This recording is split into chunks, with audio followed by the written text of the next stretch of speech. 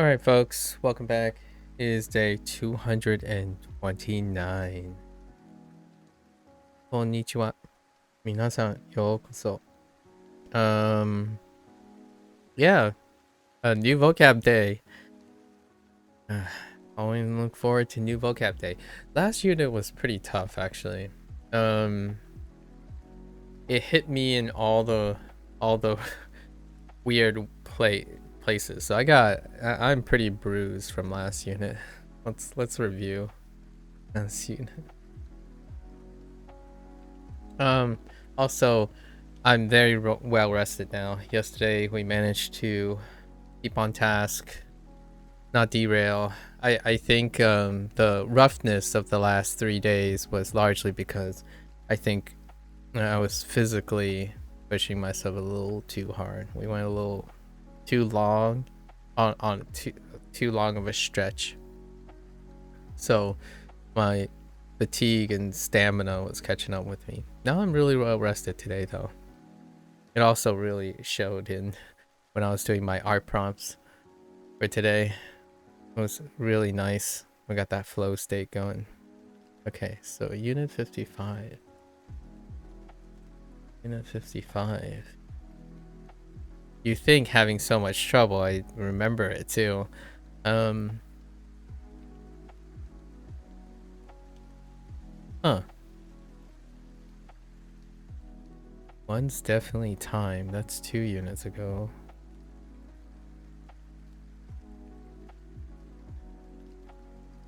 Hmm. Oh, discussion about common items. That's a little bit misleading. Okay.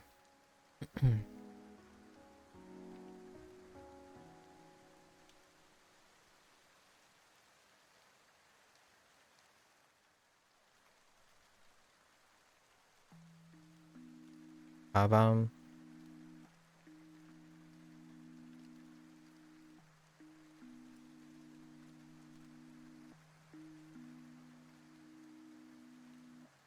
Um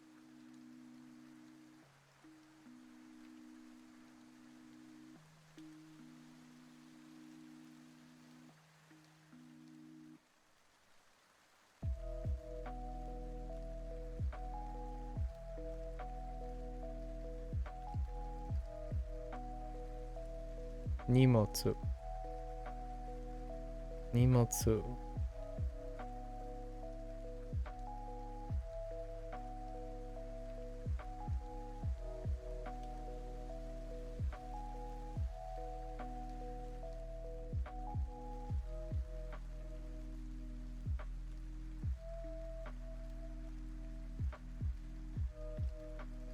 Zaifu. Zaifu.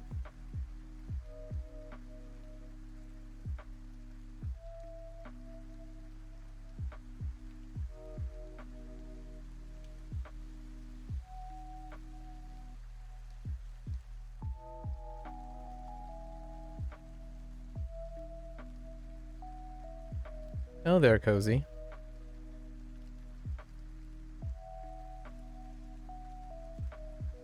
How are you today? Ude?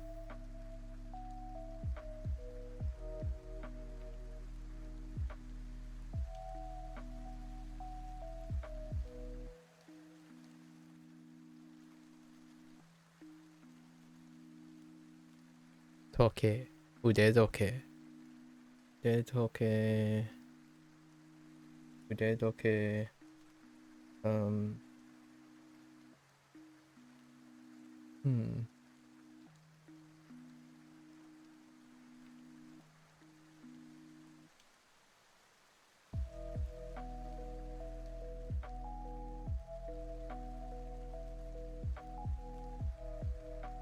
Hoka. Hoka.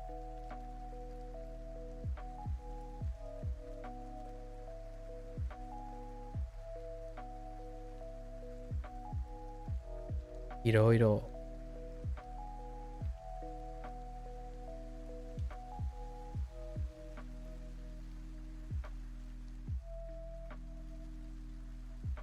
Konna. Konna. You did 2 lessons before? Nice. Well done. Well done.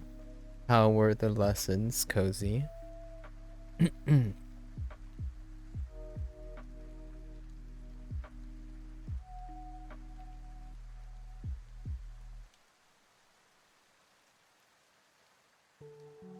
Hote. Hote.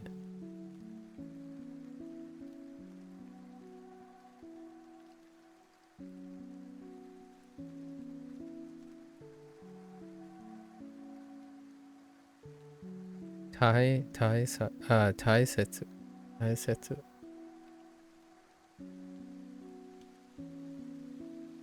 Okay.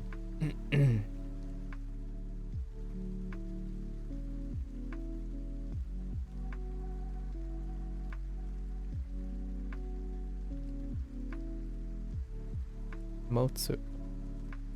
Motsu.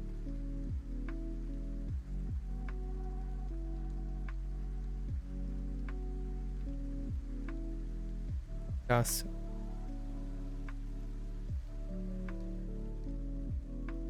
I made an error on this yesterday. Ireru. I wrote iriru instead. Ireru. Ireru. Oops.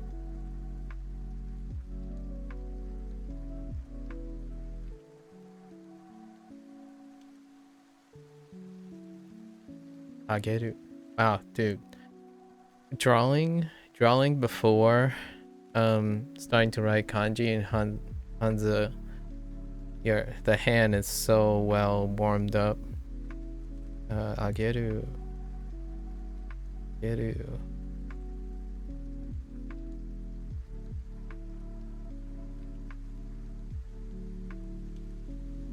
Oops.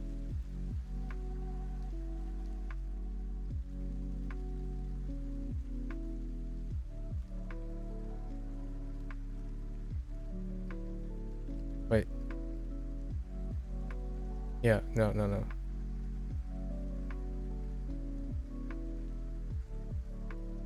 Morau. So one I keep forgetting to finish. I found out why I got stuck on it. Ah, very nice. At least you found out. And the second one, you learned a new fun connector. Ooh, you gotta love those connectors. I'm like yearning for some connectors right now. There was a connector in this one. So the Duolingo Japanese course is getting back to like adding connectors and like different relational words and whatnot. The Chinese side of things, ooh, it's getting saucy. Not that we're using the same thing, but I like connectors. Connectors are wonderful. It makes things it allows you to express more things in a single thought. Feels liberating or empowering, perhaps. Unshackle. Okay,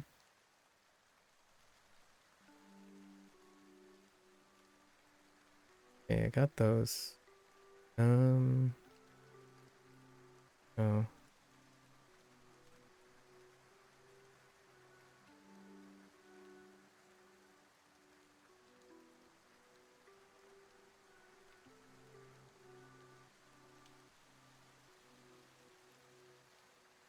Karui. Karui.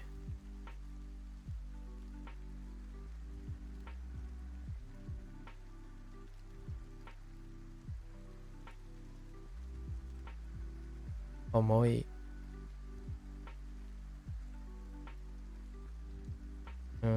Karui, omoi.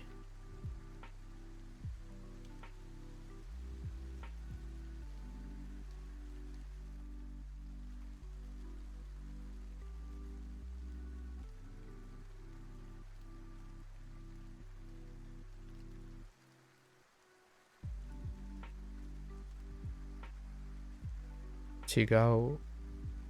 Chigao.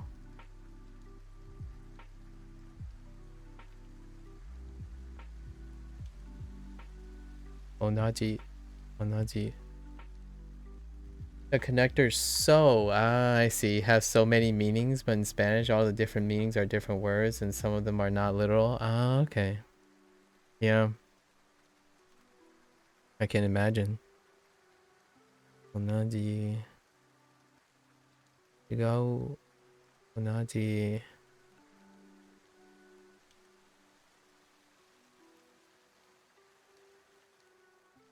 I was watching this clip of Vsauce to illustrate your point even more that English is, in this case, the irony here is English is incredibly contextualized in the sense that it's heavily reliant on the sentence around it or a single word. And the he said an example sentence, and he said that he likes the sentence because it is one of the sentences where he could substitute a word at every single position, the same word at every single position, and there will be a valid use, and it would change the meaning of that word. And the word was a non-colloquial word, so it was a word that uh, is commonly used not for the sake of bending its meaning. And he had like this fun little maze at the end. It's like, oh, you can figure out what the word is if you follow this maze. And I'm like, nice. English is literally literal but unique context.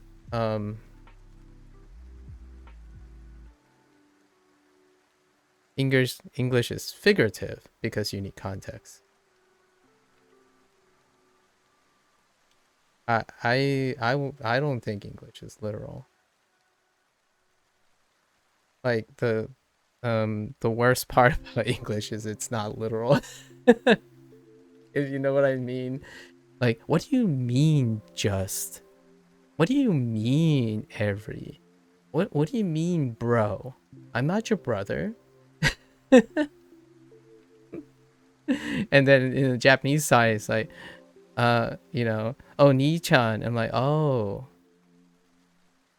well, not Oni-chan. Oh yeah, yeah. Well, I mean, you know what I mean. Like, oh, okay, all right, okay. It's funny. The word was only. The word was only. And only stays only. I think it was something like, I kissed my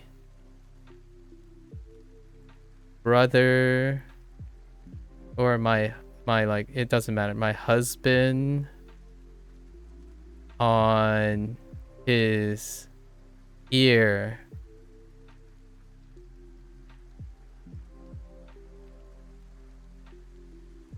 Yeah, English is very specific. I agree. English is very specific, but not literal. Yeah, that's kind of like the like I think I'm pretty sure that's what Cozy was going with. Like we all have the same meaning. Yeah, it's very specific, but boy, is it not literal enough. You know, it's kind of sort of annoying. And this is a great example here. So I think this is it. I think this is the word. To get the meaning, you have to dive into the Greek and Latin roots. Yeah. So this is it, right? Oh no, no, no, Cozy. Oh, it's perfectly all right. I totally understand though. So like if you put only, right? I'm pretty sure this is it. If you put only at any of these positions, it changes the meaning of the sentence, and it's all grammatically correct. And because only is a non-colloquial word, as in there's no like specific meaning, no like it is a very useful word, right? Only meaning what? So only I kissed my husband on his ear. I only kissed my husband on his ear. I kissed only my husband on his ear. I kissed my only husband on his ear. I kissed my husband only on his ear. Actually, this is not it. There's more. There because I remember this is 7 positions. Yeah, 8 positions. So only is non-colloquial. right? Only is not colloquial. It itself technically still elicits one meaning. Like all these positions still have the essence of one definition. The problem is it's very specific. It has one definition sort of, but the context constantly changes its like specific meaning. So like only what? Only I? Only kissed? Only my? Only husband? Like one husband? Only on one position? Only his? Only the ear? Their only ear? Like if they only had one ear? Like I don't know. And when I started thinking about like I can't even express only like very well in Japanese. But Japanese, when you type in like only, you have like 10 different characters and 10 different contexts that you own, lack of a, because you largely restrict them to those use. And then the only way I can, the only, the word only in Chinese I have is 只, but 只 modifies every other word. Like the word doesn't carry the meaning until it is placed next to the words. So it's kind of like English. Only the one difference is that 只 has word pairings. Only is promiscuous. Like I don't know. Like what does only kiss mean compared to only my? They're different parts of speech. They're paired with different parts of speech. So anyways, I thought that was pretty funny. It was a Vsauce. It's a Vsauce video, so I was unexpected. I thought it was really funny because I watch a lot of Vsauce for like trivia and science related things. He really likes science stuff. And then suddenly like, oh hey, this is a fun little English like language related thing. That's kind of cool. So I thought that was pretty fun. That made my day. That's how I started my day today. And English, I think it's 1-to-1 kinda. I think so. Maybe. I don't know enough to compare like any others really. I would need a sense of relative here. Like kids who's 5 speaking but not business English. Oh, for the 1-to-1. Yeah. Fair enough. And then you got like the political English, right? The business and political English is the one where you start being like, now you're intentionally being nebulous. I'm like, okay. So now you have the specificity, but you also play into being not specific, like being not literal. So a lot of things become not literal the whole time. Like, I find that particularly agreeable, although I'm not willing to be very committal to that idea at the moment. Like, you know what? Is that a you agree or do you not agree? I'm like, I happen to find some of your specific points agreeable. However, I do have some reservations and ambivalence. I'm like, okay, so is that a yes or no? It's like, well, I would like to say to some extent it is a yes, and to some extent it is a no. Yeah, it's like a debate where you're like a debate, but you're trying to provide an answer, but you don't provide an answer. And I think the funny thing is, I think that's kind of what Japanese politeness gets to. Like, however, when you say those things, you know what you're saying, and then here's my thing. When Japanese language, when it's being polite, it is trying not to be direct. However, how you go about doing that, there's an acceptance of how you go about doing that. So there is less miscommunication, in my opinion. And we're not talking about like foreigners interacting with Japanese. Like what I mean is like when a Japanese person says, "Oh, that's lovely." Well, to a Japanese person, it's like, "Well, you say that anyways. Like that's lovely." But meanwhile, the other person's like, did you really like it or did you not really like it? Because I think this is hot garbage, but you didn't tell me this is hot garbage. So I'm a little confused. And then that's where the whole, like, in my opinion, my impression of a foreigner English speaker things like, can you tell me literally if you're like okay with this? It's like, yeah, it's lovely. Meanwhile, the the foreigner's like, are you just saying that to be polite? If you know what I mean. Like that's where I kind of like the elegance of Japanese. You're constantly like there are, or what I mean is it's a great contrast. There's rules to being polite. And if you understand it well enough, it's like, oh, okay, well they could mean any of these things, but that's fine. It's one of those things like at least we know that that's it. Meanwhile, you're if you're learning English and you come to some stranger and it's like, wait, why do you keep saying your English like that? Like why are you adding only here? Don't you want to add only over there? Like, isn't don't normal English speakers like to place this word here? Why do you keep saying bro like after every sentence? Does that actually mean the same thing? It's like, good luck. I'm sorry. I apologize. At least for myself. Like, um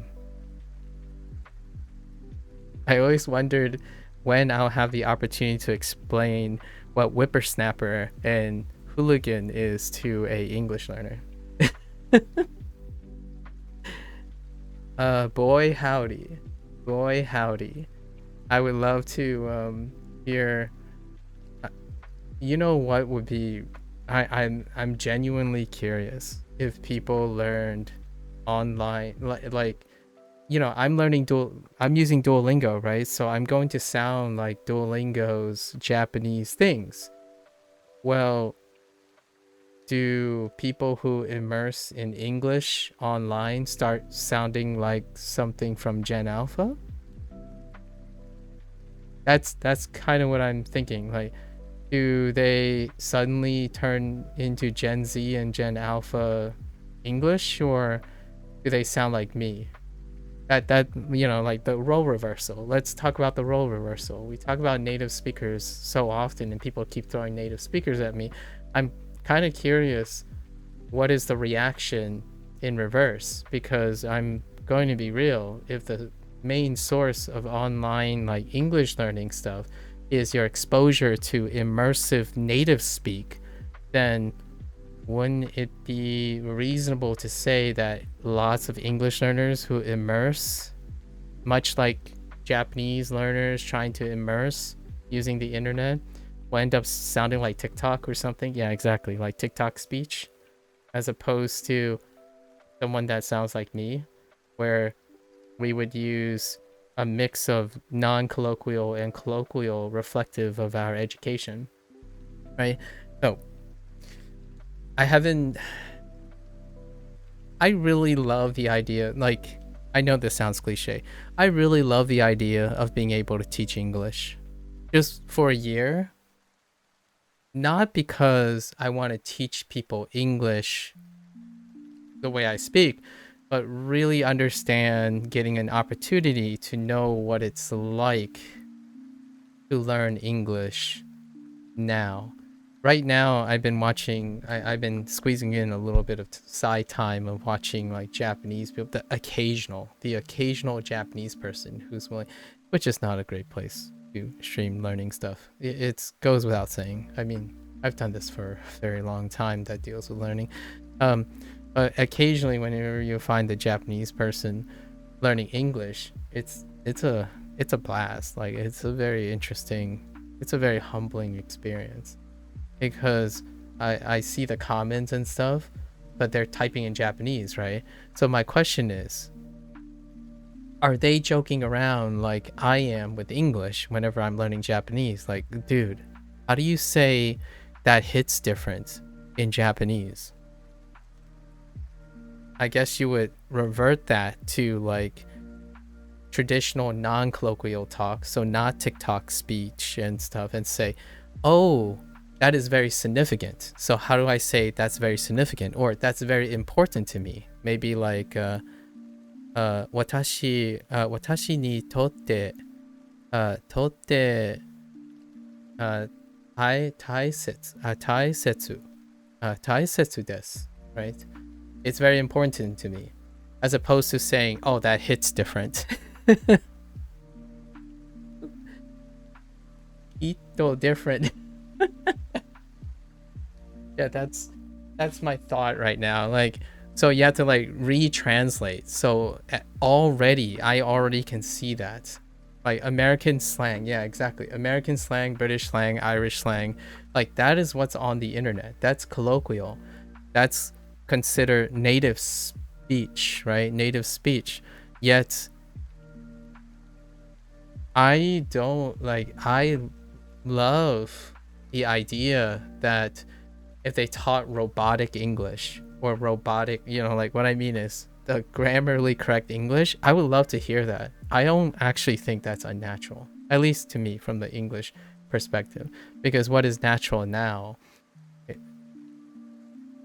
I like to believe I sound remarkably, at least defyingly different from the vast majority of people who are online now, especially from a different generation. I like to believe that. Like, people sound like me. What I mean is the tone, the enthusiasm maybe and whatnot, but I don't necessarily think sentence structure, providing questions and whatnot, I'm actively trying to sound topical.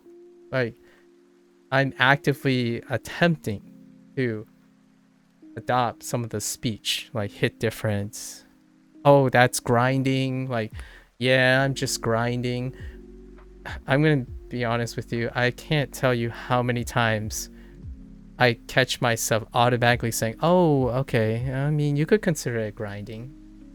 Like, the word grinding does not mean the same thing to me compared to the new age grind, right? The new age grind, I mean, okay, hear me out here. The first word of grinding that I've heard in colloquial speak, it's the one where, you go on a dance floor and you grind against someone. Well, let's be real here. How old is that? I'm not even sure if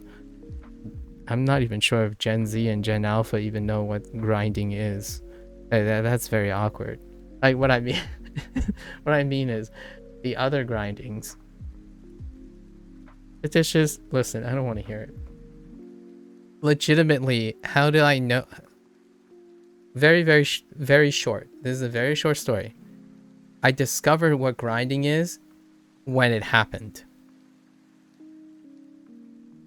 So, no, I didn't like look up an Urban Dictionary and say, oh, when you go to a dance club, that's what grinding is. No, I was in a dance club and I knew what grinding is, or I learned what grinding is. At that moment, I didn't know how to dance, so I was just standing still. So, yeah, I'll let you use your imagination. It's kind of raunchy. So there's a lot of history behind the word grind, and grind no longer means like, for example, even before that, I knew other definition, like the daily grind, right? I don't think the daily grind means the same thing anymore. Or if you're a coffee enthusiast, the word grind is not the same either. So it's crazy. Sorry, I'm on a digression. Now we're gonna get back. It's fine. Japanese. One day. My kid's definition of grinding used to be leveling up in RuneScape. Oh, yeah, that's right. Grinding levels. Skateboard grinding. I wasn't even edgy enough to do skateboard grinding. What is the Japanese word for grind?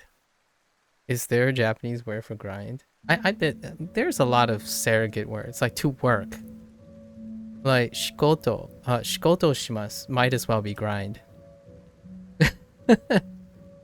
Like go to a jisho, right? Go to jisho and define shikoto, shikoto quote suru, one of the definitions, grind. Because that's how you would localize it. Like if someone says, "Oh yeah, I'm heading off to grind now," like you're heading off to work. You're doing work that you don't want to do. It's grinding. So my only thought was, boy howdy, when a Japanese person asks, what do they mean by they're grinding hard right now? Shigoto shimasu. They're working. Okay. What do they mean by they're cooking? I don't see any food. Like they're not cooking anything. Shigoto shimasu. Shigoto shimasu. They're working. Like, okay, what do they mean by they're cooking up the solution?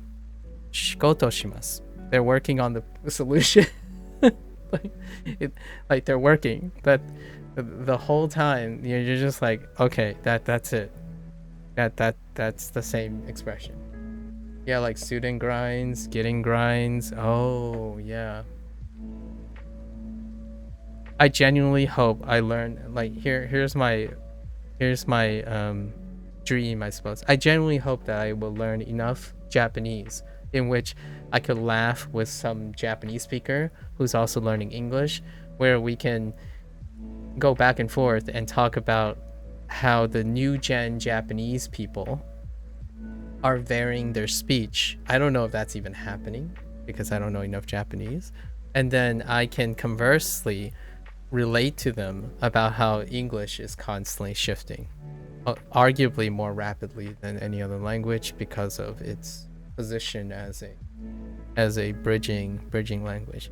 But man, yesterday I looked up on YouTube what are new phrases in the last year, and there were 10, and I don't remember any of them. I don't remember any of them. I'm like, I think cooking is like old. I think cooking might be phasing out already. So I can't use let's cook anymore. Let me cook, because it's probably gonna be old by the time I feel comfortable with that. And okay, all right. I'm really done now. I'm really done now. We're good. Yobu, yobu, yobu. Speaking of yobu, daijoubu. Right.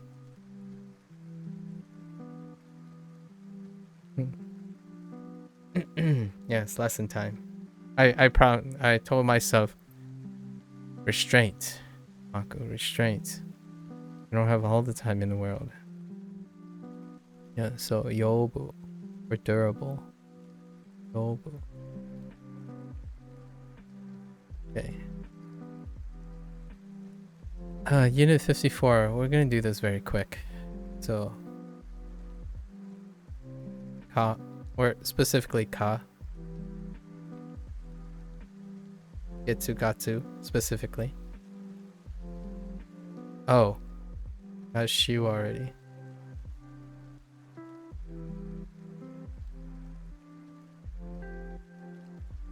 Shu. That's a getsu.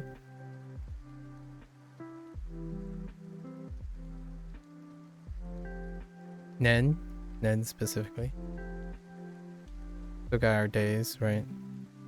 Our structure of time. And ji for time.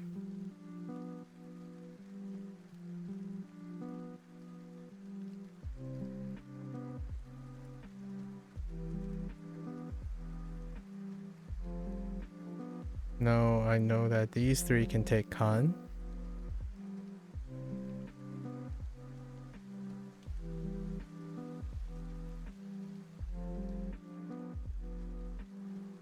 So kagetsu. Kagetsu.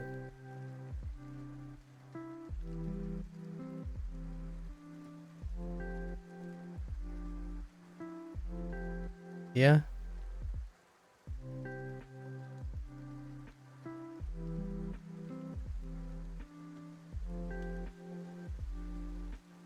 Oof. What happened to my spacing? So ototoi. Ototoshi. I checked the lower levels of Spanish on Bushu and there's a lot of new lessons on there. It's time to get cracking.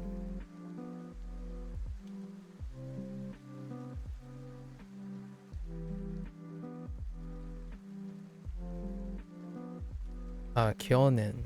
Kyonen. Kotoshi. Kotoshi.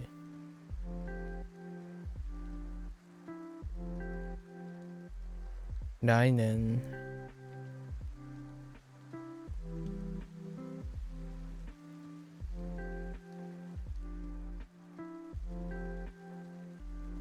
Sarai. Mix-ups. We have Sen. Sengetsu.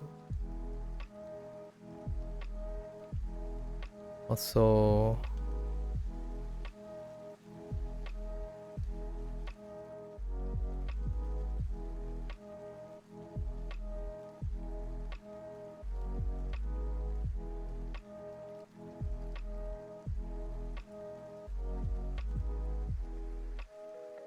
right.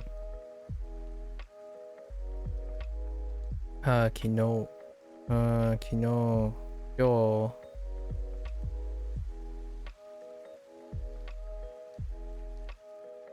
Ashita.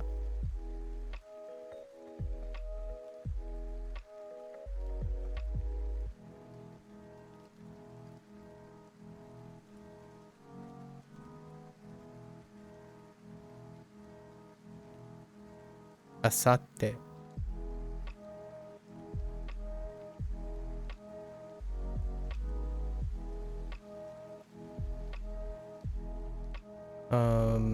My.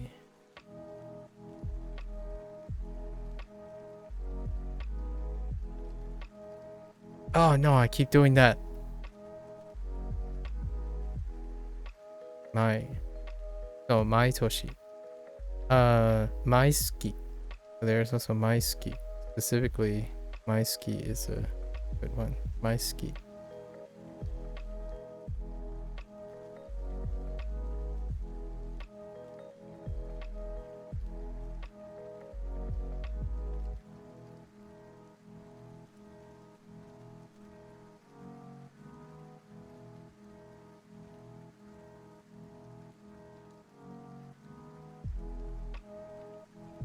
Anjobi. Are you going to do anything special for day 365 of Duolingo? Probably not. I actually don't think we're gonna get to. Are we gonna get to 360? Oh yeah, we're totally gonna get. Of Japanese? I'm not sure. I'm not sure what's going to happen then. The Japanese will still be rolling. Yeah, Japanese will still be rolling. Chinese will not be. It will have ended before we would have got into the review phase by the time we get to 365. I don't know. We'll think about it. I think wait, today's 229. Have I tried Boon Pro? No. I looked at Boon Pro from like other people. Like other people suggested. I looked at it. It's okay. Pretty useful. It's a very useful thing.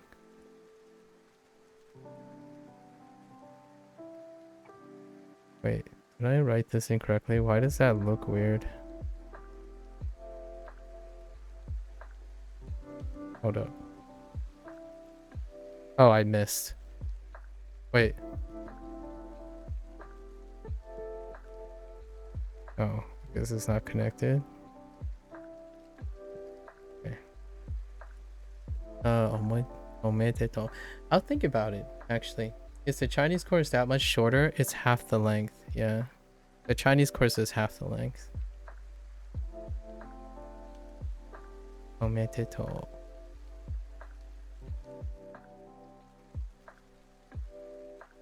Omedeto. You want to try it when you start JP, but I don't know. Yeah, Boom Pro, Boom Pro has been very useful to a lot of people. When I'm immersing outside, like I don't want to, I don't typically go to like a source or something. I take it in and ask myself if I know or not know it. That's about it. For others who really need to know everything as they're going, it's super helpful. It's like really convenient. I try using other things too, like things that go to like the deep learning thing, the deep translate thing, where they were like translating stuff with the machine learning stuff. That got in the way. So I prefer, like, I found myself just typing and the errors happen where the errors happen, going back to constantly correct them, or seeing pop up, or like seeing tool boxes and stuff telling me like, oh, you might be considering this or stuff like that. It ended up slowing down me quite a bit. So I might have to settle into using those kind of things, as opposed to knowing that I made a mistake and then figuring it out later that I made a mistake.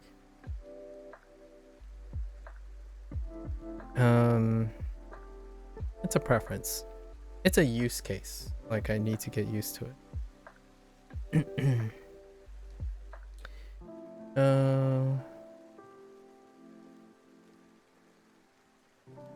I feel like there's a grammar point here that I wanted to. No. We're just gonna go in. We're good. We reviewed this plenty of times. All right. Okay. New vocab. It's the most exciting part. Discuss relationships. Oh boy. Let me tell you. The last time, I guess it might be family relationships, but I no, it's probably dating relationships. I think Duolingo throws relationships under a bus. They oftentimes when they introduce relationships, that's when they find the most opportune moment to say negative things. The last relationship unit that I remember clearly was about having fights, having problems, breaking up, canceling on each other, being late for each other. That was the last. That's the last unit I remember when they talked about the relationships. So let's see what they're gonna talk about this time. I am married. Okay, all right. Ooh, those are new. I actually don't know this. This is new vocabulary. しています. So married しています. 結婚しています. Oh no. Oh, I do know this. Kekonski. Oh, so they use wedding. Oh, interesting. That's interesting. Oh, I do know this. Kekonski. They use wedding and then they add しています. Okay. So currently wedded. Currently married. I get it. Current. Yeah, I am married. Nice. Okay. Kekonski. So I lied. I do know. I didn't connect wedding with married. My baby was born last year. Born. Yeah, it's born. Is it Akachan? Do they still use Akachan? That's probably Akachan, yeah. Aka from Akai. So Akachan. Chunin, Chunen, Chunen, Kyonen. Kyonen, Akachan ga,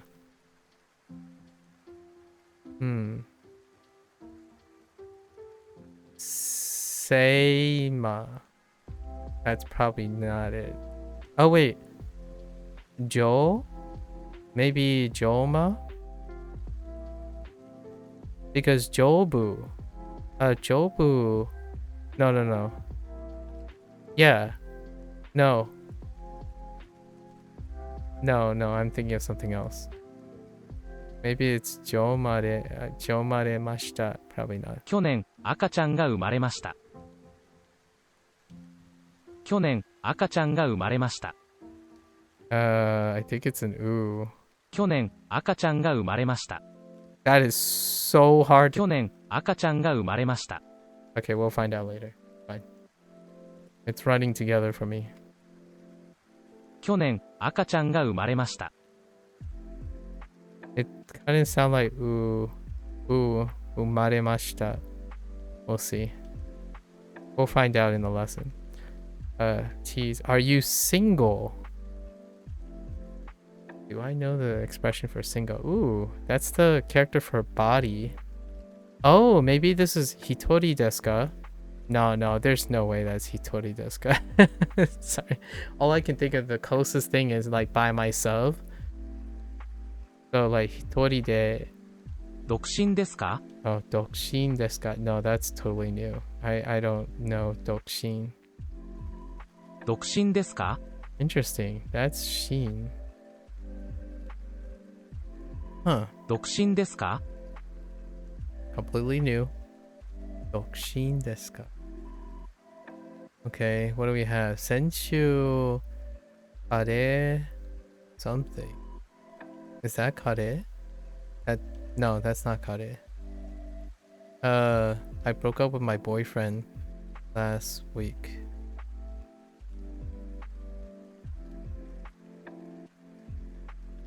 Waremashita. That might be wa. 先週彼氏と別れました。 Oh, kareshi. Yeah, right. Kareshi. That is kare. Kareshi. She. Do I have another she? No, I don't have another she, do I? That's new. This is a new character. It sort of reminds me of a part of Egami, but that's fine. And 先 waremashita. 週彼氏と別れました。 Akaremashita. Oh, wait. 先週彼氏と別れました。 Akaremashita. Oh. I can... obviously, you know how good I am with negative words. And I totally use that word all the time.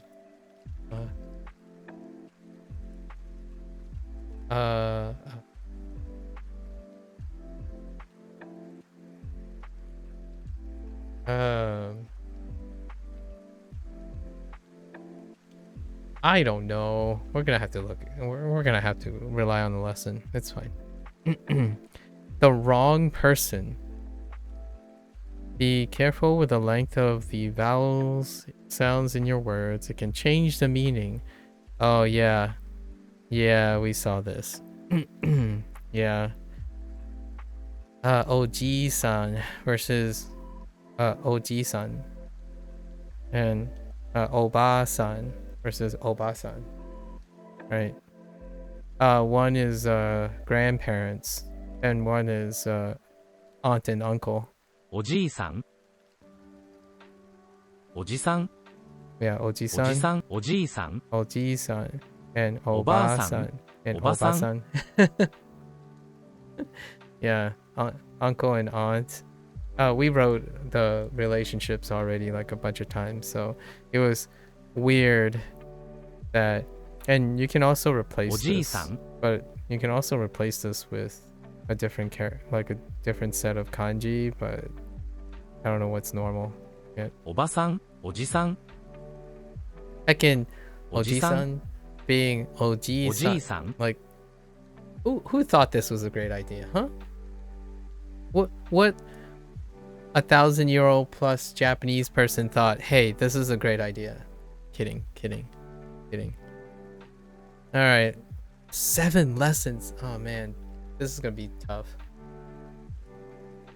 I think these Japanese lessons are getting longer. on average. They just wanted to troll. I would excuse biru and biru, right? I'm okay with that. Biru and biru, or chizu and chizu. I'm totally okay with that. Like, because one is coming from somewhere else. But come on, Oji-san, Oji-san and Oji-san. Come on. There's no one else. That's an in-house job right there. That's an inside job. You know, like steaky and steaky. Like I'm okay with that. That's a two-person job, you know? 立派 Oh, what the heck? Oh, Lipa as in splendid, right? Or like yeah, splendid, fine, handsome, prominent. Lipa. I wasn't expecting to do Lipa. Wait, what are we talking about here? Oh, relationships. Oh, maybe this is a positive relationship thing. Although we just learned that we're going to learn how to say I broke up with my boyfriend. So, yep. That's where we are now. Lipa. Okay. 新聞 It's paper all of a sudden. All right. 立派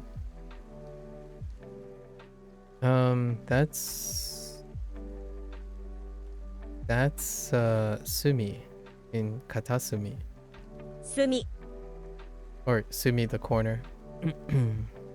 3月 3月 yaku. Lipa. Ooh, I like this. We have some positive things. This is positive. 小 I didn't know it's show standalone, but this is a positive thing. It's a smile. Show. 立派 Lipa. 立派 立派 え女です Onna desu. Okay. I am a woman. 女 Onna. Wait.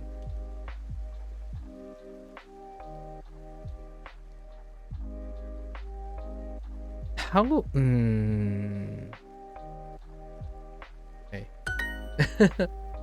女ですよ。 Onna desho. 女 Okay. ですよ。立派ですね。 Lipa desu ne. Magnificent.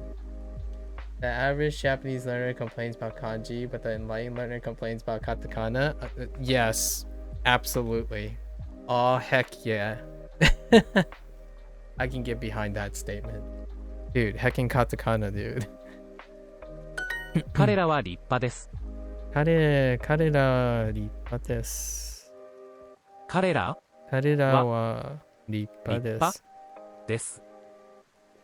彼ら they are splendid, magnificent. What is magnificent? Tell me. Tell 彼 me 女は more. 立派です。 Okay. 彼女は立派です。何人ですか何人ですか? Okay. That sounds more like a waiter thing. Are we going into the restaurants too? Like on a date? Probably integrating all the date vocabulary as well. 人この人は誰ですか？この人は誰ですか?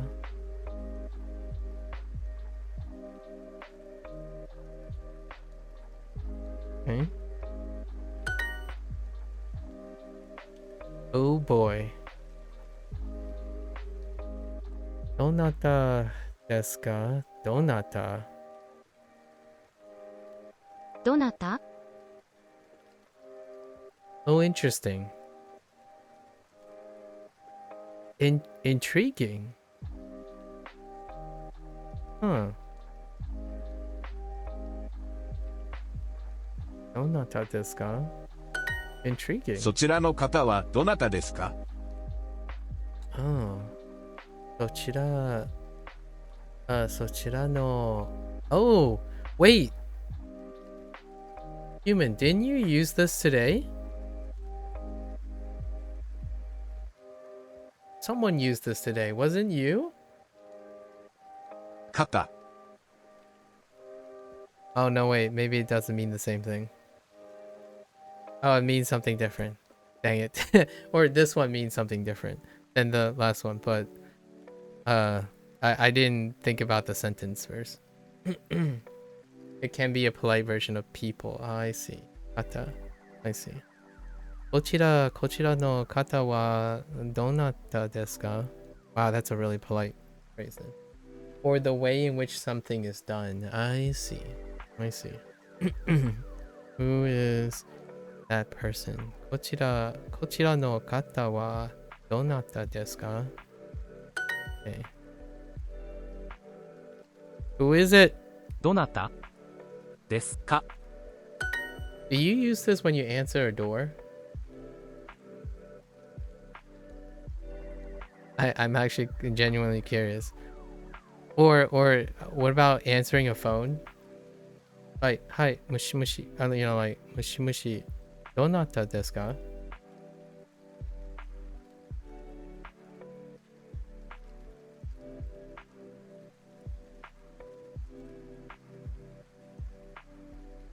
You know what I mean?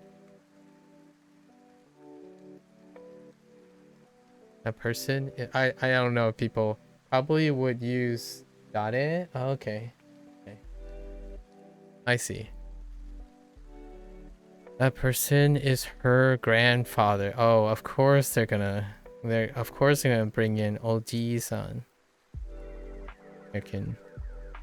Wait, who called me Oji-san? Oh, heckin, no excuses. I hope that hooligan is doing well with his schoolwork.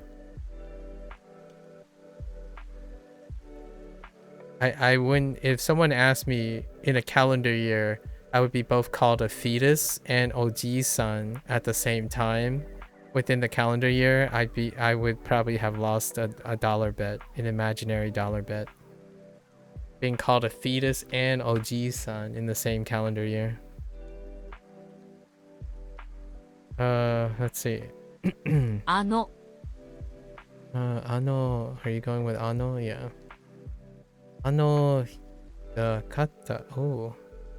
Ano 肩 kata wa 彼女の彼女ですの彼女のおじいさんです。おじいさんおじいさんです。Okay. So kata. Who is this person over there? Who is this person? こちら。こちらこちら肩方はどなたですか? どなたですか? Wait, I'm missing something. Oh. Over there. Wait. No. こちら wait, whoa, over here. No, yeah, こちら方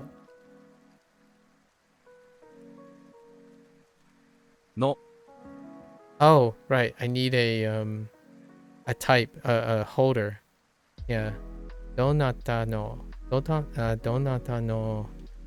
desu ka? No? Is it the other way around? Kochira no. Oh my freak.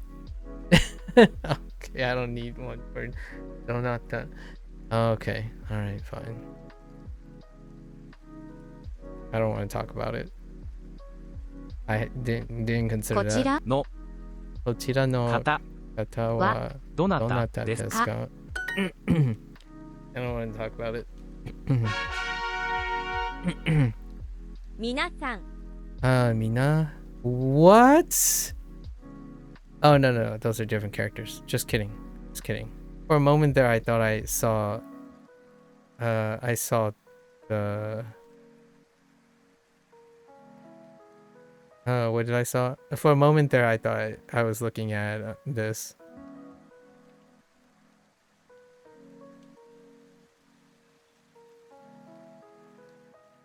Okay. Mina-san. 皆さん Okay, 皆 minasan. さんみんな Minna. Oh, okay, they're both the same. Okay, fair enough. Minna and minasan. Okay.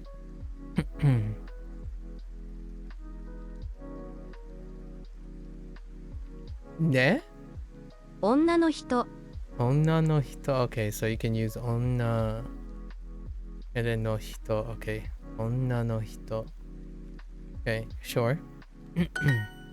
Oh, hey, this stayed the same. This it's self-explanatory. It's still the same too. Oh, that's kind of nice. Preserved. 女の人がいます。女の人。女の人がいます。There is a woman. Instead of what was the other one? Ladies.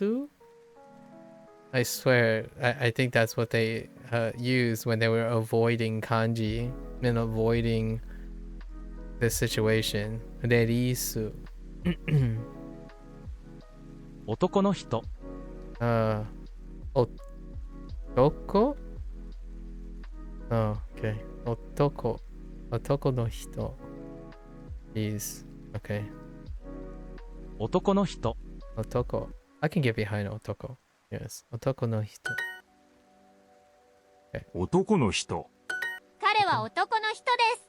彼は男の人です。He is a man.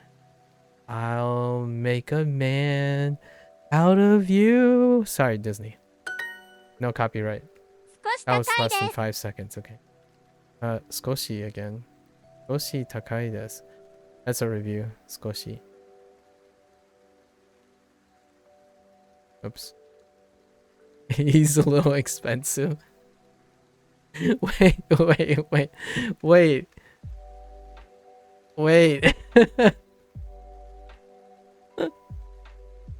Wait though.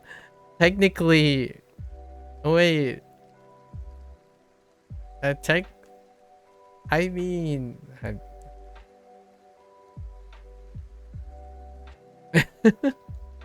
I mean, it's not specific enough, right? 人が少しいます。 Sorry, that was an adult joke. 人が少しいます。人、人が少し what? 少し、人が少しいます。少しいます。 Wait, 人が少しいます。少しいます. There are a few people. Oh, okay. この子供たちは少しうるさいです。うるさいです. Oh. この Oh. この Oh no. Kids. この kids.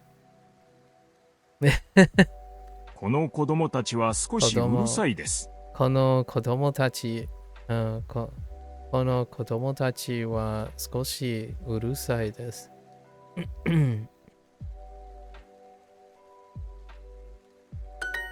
皆さん立派ですね。皆さん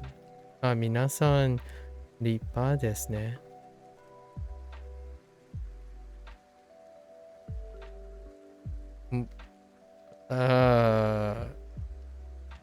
Okay.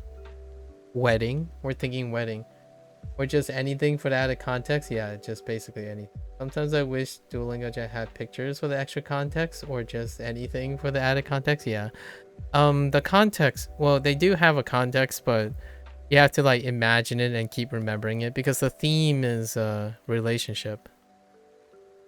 And the thing that I remember in a relationship when they say it's expensive, it's a little expensive. I'm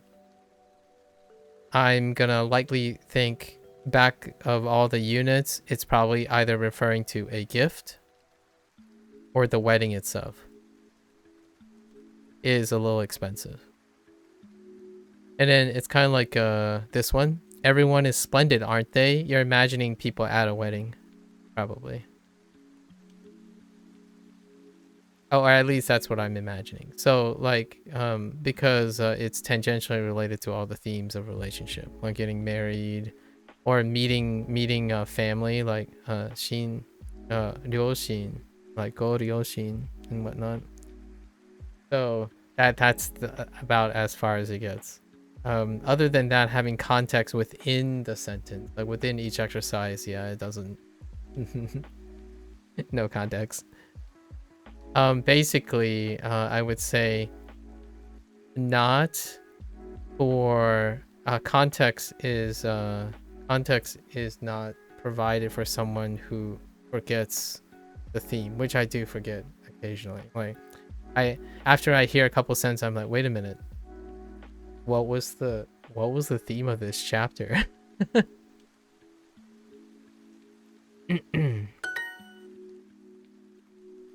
Yeah, otoko. 男 Otoko. Why do you say it so? じゃあねま、みんな。じゃあね、みんな。じゃあねみんな。 And then occasionally they throw in like greetings, and there's some oddball ones that don't necessarily, you would have to stretch. So I do that at the end. Where I like try to link it all together as best as I can. It is it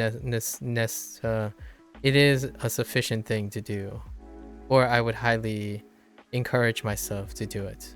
Maybe other people too, right? Add your own context, or else I don't know. I have a hard time remembering if I don't add my own context. Obviously, that highlights your suggestion. Adding extra context, a picture, anything is nice, especially for those who don't like imagining things or don't want to. It makes it it aligns with Duolingo's approachability. If they added more context, it alleviates it. Like, it alleviates the necessity for you to come up with context. If you're not already coming up with context, then adding context is extra, so it's beneficial for those who don't add context. For those adding context, it still might be helpful. Like for me, I would love to know what they intended the context was, as opposed to mine. It wouldn't change what I would do. When they provide a context, I would probably say, oh, that's interesting, I didn't think about that, or oh, I thought about that. Now it reinforces the thing I already thought about. So usually, yeah, it's a very positive thing. Everyone is a woman. The way I can contextualize this is a bride related party thing, or bride related activities, or like a girls' night out, because it's about relationships. So if everyone is a woman, then it's a girls' night out. That's probably the context I would say. If someone says everyone is a woman, I'm like, oh, okay, fair enough. How does one say that though? Minasan. Minasan, wait. Minasan.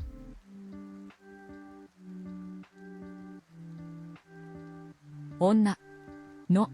Onna, no. Minasan. San. Minasan no onna desu. Onna, hito, wait. Onna. Maybe it's just that. Minasan onna no hito desu. How is...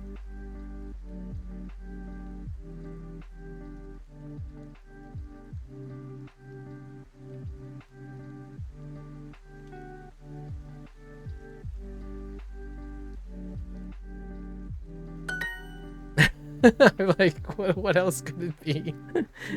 I really want to use a topic marker, but there isn't a topic marker available to me. It's a little expensive. I bet it is. How much did that diamond ring cost? Now I'm imagining from the last prom to this prom, I'm imagining like a bride's party. Well, a bachelorette's party, sorry, a bachelorette's party. And they're talking about rings. They're talking about the cost of the rings amongst themselves. It's a little expensive, you know, several $1,000s expensive. Like, nice. Anyways. 少し Yoshi Tak Takai desu. desu. Okay. Now everyone, let's stand up. Yep. I'm thinking more of a wedding and a party situation. Ta.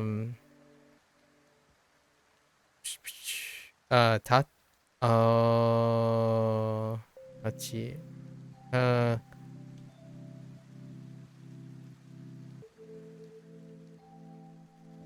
Let's stand up.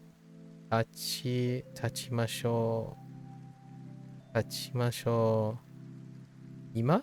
Oh, so Ima, where's Ima? No. Sa. Okay. Sa works. 皆さん、さ Sa. Sa. Minasan.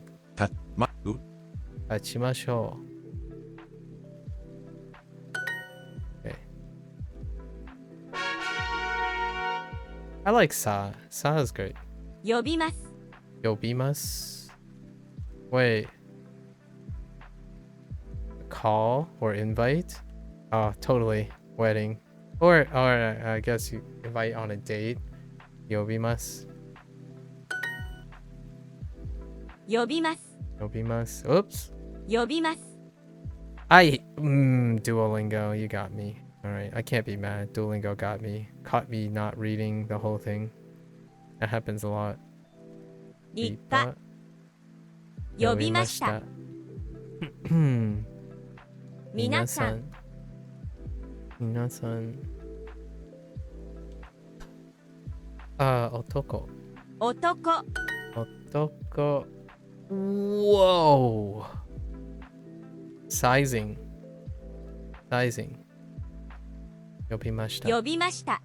呼びました。呼び。 You can definitely tell that certain things were meant for the phone. Boy.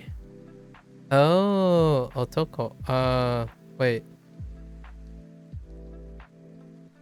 男の子 Yeah, oh, that makes sense now. Otoko noko. That makes sense now. Wow. It all makes sense. Otoko noko. That's where the otoko noko comes from. I already know this term to some extent because of Wagotabi, but I didn't know the parts of otoko noko. Now it makes sense. Otoko no ko, children, child, male child. Otoko noko. 男の子がいます。 Otoko noko ga imasu. Okay. There is a boy. Sorry, I was gonna make a God of War joke, but I'm not sure if this is the moment. Maybe Sub-Zero's topical enough to know what I'm referring to when I say boy. Because he plays Wukong, so maybe.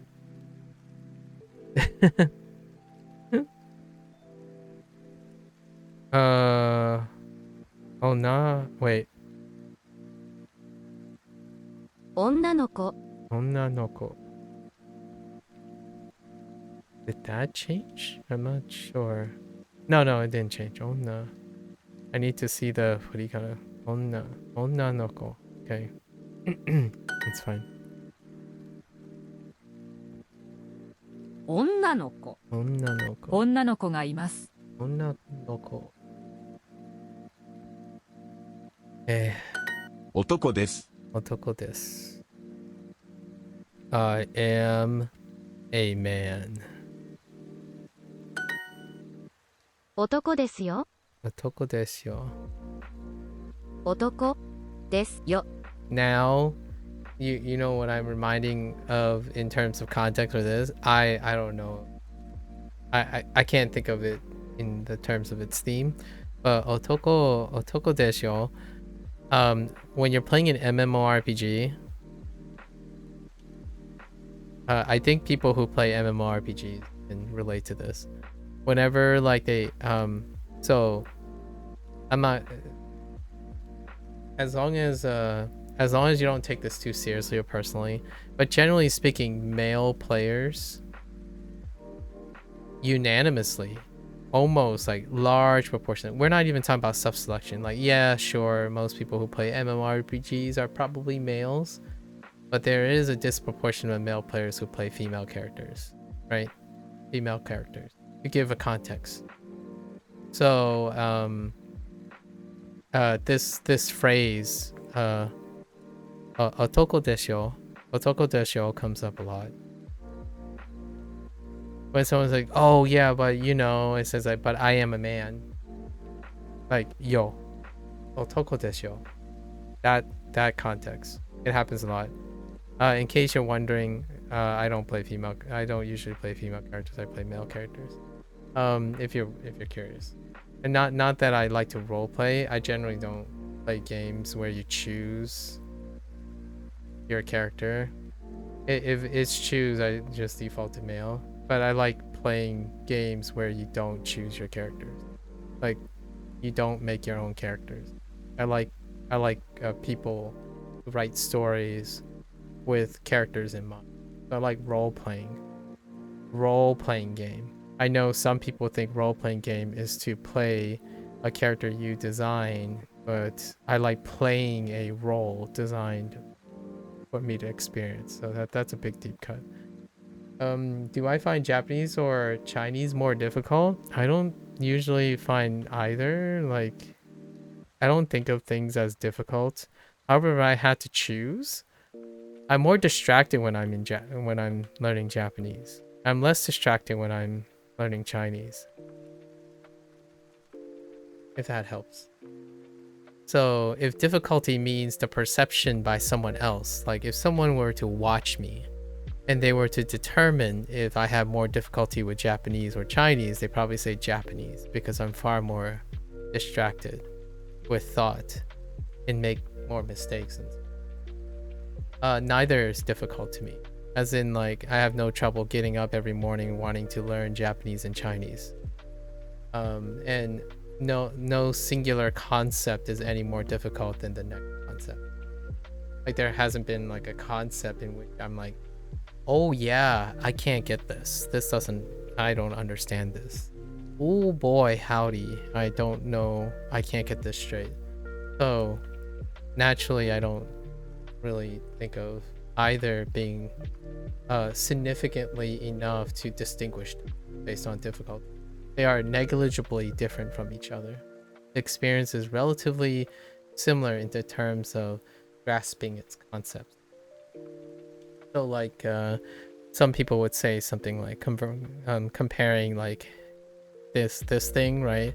The SVO and the SOV to be a thing, or tonal versus pitch accent, that type of thing. These are different things, so they're apples and oranges comparisons, which I can't quantify, so I tend to not think of it that way. Usually this is how I would say people classically differentiate between things. Usually, objectively speaking, you have to reduce these things down to something, reduce it down to a metric that is comparable. So you have to normalize these. However, I think the general conversation that most people have is they compare apples and oranges. And in fact, they use apple and oranges comparison to justify objectivity in comparing things. For me, tonal and pitch accent are different, very fundamentally. However, if you talk about sounds, I could kind of say Japanese is more, I'm less consistent with Japanese. And I'm not talking about sounding natural. Sounding natural is a whole different, sounding native, that's a whole different story. The idea is, if I see this and I say the same thing. That's what I mean by consistency. I'm less consistent in Japanese than Chinese, even regarding tonal things. So when I see a like character and stuff, it's like, oh, I know what I'm trying to say. When I see this, it takes me longer. Again, all of this is negligible. It's really negligible in terms of my perception of difficulty. It's something to learn. Hopefully that helps. I think that's true for everything. That's true for most, I want to say most things that are intellectually bound. Now, when I say most, I'll give you an example of what doesn't include as most. Timed thinking. That is not most. So the other, like, let's say the other 5%, this stuff is hard. As in, like, I can't do it. Like, there's an upper limit to my time thinking. How quickly I can come up with a solution. That stuff is, I can earnestly say, that stuff is difficult. And then outside of intellectual, there's physical. So physical stuff can be difficult because I almost quite literally can't do it. So those things can be difficult. To give you an example of things that I would use the word difficulty. For this, no, not really. I think stepping out of my body and stepping into someone else, someone would say that I'm struggling with Japanese far more than Chinese. Even at half the amount of time. I think so. 男ですよ。 I'm being super fair about it. Yeah, it's definitely Japanese. 男ですよ。彼を呼びます。彼を呼びます。呼びます。I will call him. 彼女を呼びます。彼女を呼びます。彼女呼びます。Here's a fun rhetoric that I often ask, right? You maybe not a rhetoric, maybe a strong consideration. I often think my best way to like talk to people or answer people's questions is to frame my state of mind around what they are asking, because whenever I use my own approach, like my own thinking, I have to qualify it. So I'll qualify mine and then I'll qualify theirs, and the answer I typically give is I quickly give mine, which means that I haven't thought about it, and then most of the time, a lot of time. However, I can qualify others because I know enough to understand what people are trying to ask. So that's kind of why my answer was a little bit long there.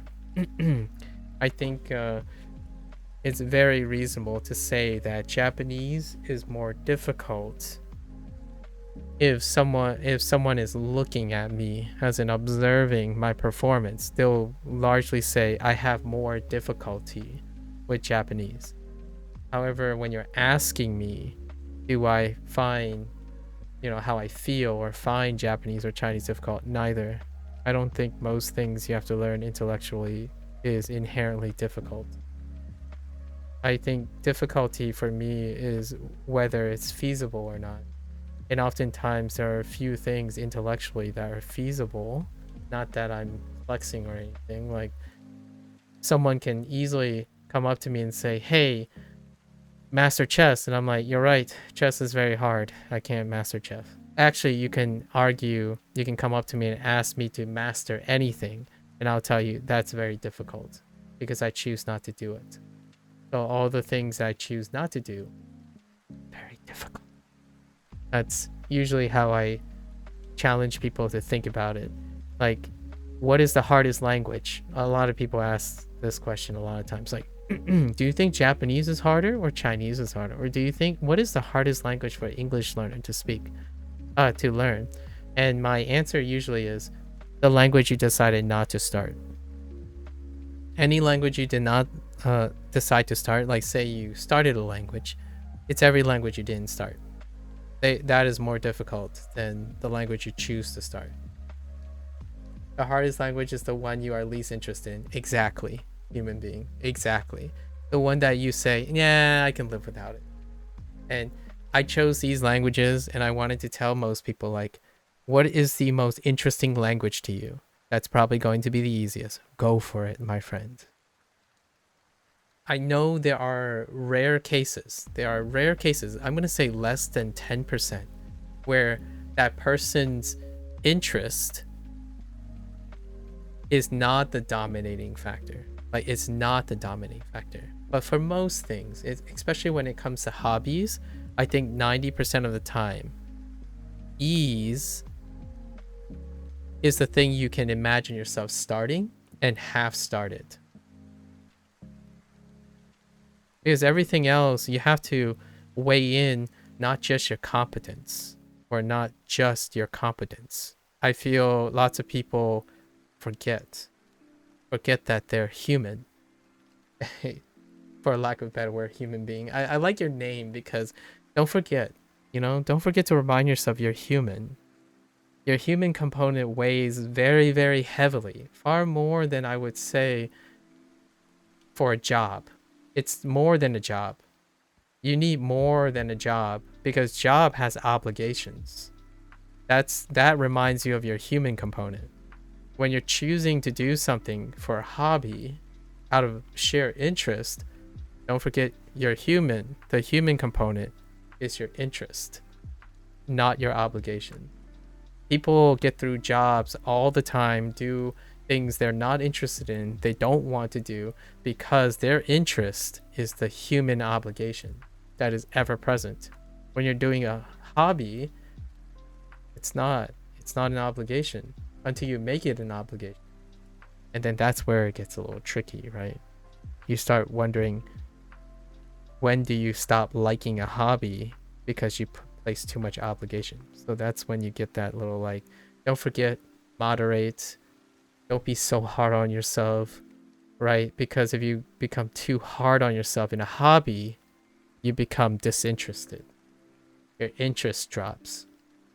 Like, oh yeah, I didn't get much progress today. Like, when did it become that, right? Ask yourself, do you want this more now, or starting to steadily want it less? Yeah. So definitely very important question to ask yourself. I think it's a brilliant question to ask other people, and it would be interesting and very telling how they answer it. I did go around and ask or watch people answer that question a lot. Like when you watch other people who learn or decide to learn language publicly, I get a chance to like sit there. It only takes like because other streamers I watch are much more popular because they do other things, like they're a VTuber or other things I won't mention because it's not appropriate. They generate hype, so you sit there for like 15 minutes and eventually someone's gonna ask. And it's safe to say that in my limited experience, 15 language learners so far, their answer was they try to break it down objectively, or they attempt to break it down objectively. And it's pretty surprising that they, in my opinion, they're not linguists, because even for myself, I'm not a linguist, and I can tell most of the stuff that they are talking about, I understand what they're trying to do. And if they were a linguist, I would imagine a lot of times it's usually things I don't understand, right? Because I didn't invest any time in understanding linguistics.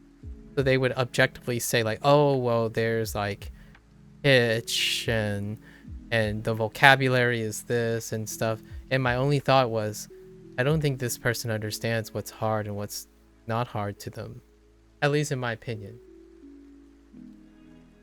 I don't think there's any amount of pitch or vocabulary or something that can stop someone who wants to do something on their own terms. So, at least in my opinion. So, I would love to hear the first thing that comes out of someone's mouth when it comes to, or like answer the question like, oh, do you think Japanese is hard? Not hard enough. That would probably be my most concise deep cut I can have. Like, oh, don't you think you're gonna get confused with Japanese and Chinese? It's not confusing enough to stop me. So that's all I'm concerned about. There's the languages I'm learning are not hard enough to stop me from learning them. So they're clearly not hard. And I'm talking about like a threshold. So instead of having to say, oh, it's a competition, sometimes I feel like people really love to show who's more miserable than than each other. And then the opposite happens too. It's like, oh, which language do you think is the easiest? And then it's not used for celebration. It's used for diminishing one's accomplishments. Like, it's a competition to diminish one's accomplishments. Oh yeah, you're just learning Japanese. That's easy. Like, wait till you learn German. I'm like, I'm not going to wait because I'm not going to learn German. And then they're like, oh yeah, because German's really hard. It's like, you're right. It's really hard, but not for the same reason that you're saying. It's hard because I'm not interested. That's like, that's where I meet halfway. Most people are okay with that. But part of the appeal of Japanese for you was the difficulty. I've heard that too. Yeah. If you're a person who has to perceive difficulty, like prestige in a sense, prestige in doing a tough task, by all means be able to do that, right? Be able to judge that for yourself, because ultimately your perceived difficulty will propel you in your interest. So no amount of things, and I hope that's the case, like no amount of other people saying, oh, this is difficult, this is easy, would deter you from accurately judging how rewarding difficulty. For myself, in terms of like the top, let's just say the top 5 order of operations, I think perceived difficulty is, it's not even top, like of the, let's just say of the 10 factors that can factor in, I think about perceived difficulty around 9 on the list. It goes down to 9. Above that, 8 would be that's above difficulty. 8 would be probably time.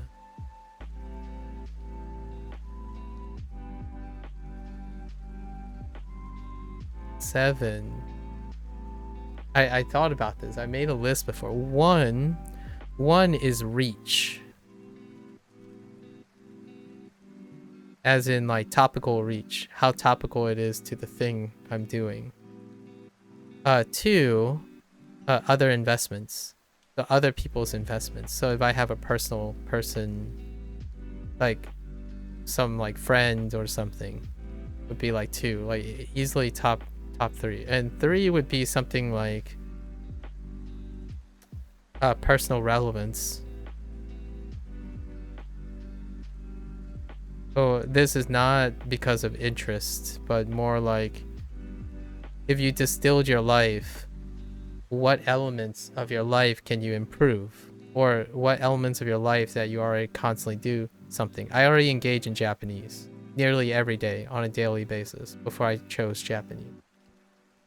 Chinese is the same. Spanish is less so that's why it's lower on the list. So like when it comes to like difficulty, time and difficulty is pretty low. Usually time and difficulty is really high. The reason why I mention these is it's usually very high on people's list. Largely because of like different circumstances, like time, like efficiency. How long does it take to learn Japanese? How long does it take to become fluent? When am I gonna start Spanish? Originally I was gonna start after I'm halfway in Chinese, and I already am, like in Duolingo situation. But I think because I'm there already, when Chinese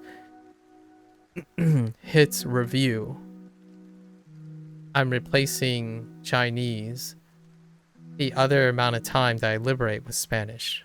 And we're gonna hit Spanish on Duolingo. And then Chinese is gonna move to gaming, which I'm starting soon actually. I already am playing a current game. However, it's Inktober right now. So once Inktober concludes, we'll probably be phasing Chinese. And then Spanish. Spanish will be forever. Like Spanish is probably like solid 3 years. I can play Wukong, yes, in Chinese. Actually, I already watched all of Wukong because people have preferred the Chinese audio, so I already know what to expect in Wukong. However, I can't stream it.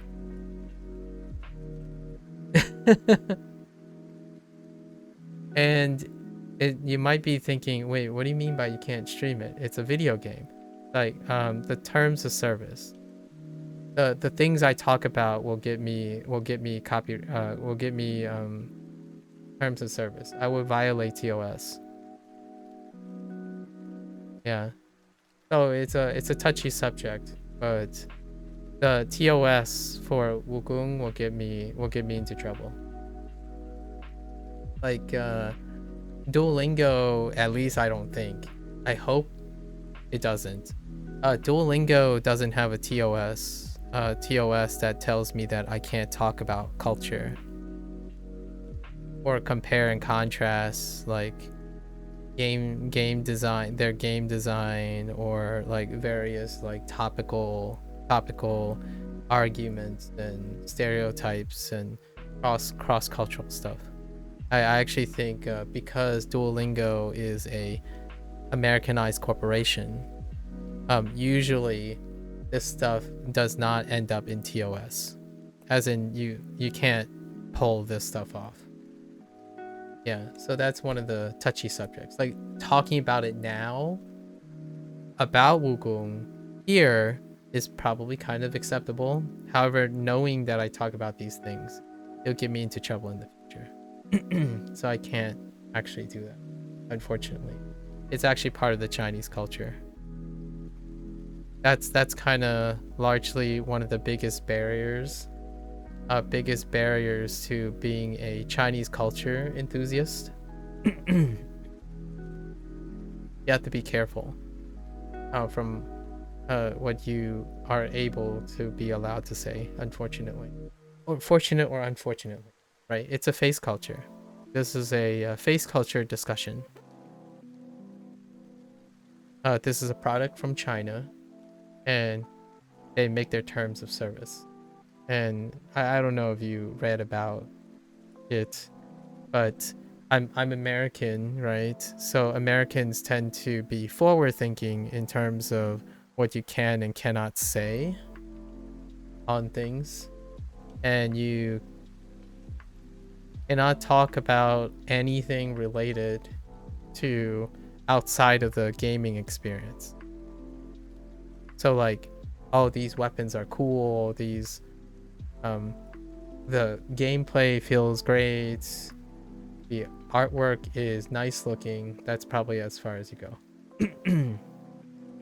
We can't talk about other things. At least I would be uncomfortable in talking about other things. お、彼女を呼びます。 Whoops. Wait. 彼女 what? 彼女を呼びます。彼女を呼びます。I guess the O just blends in. 彼女呼びます. Yeah. 彼らを呼びます Yeah, 彼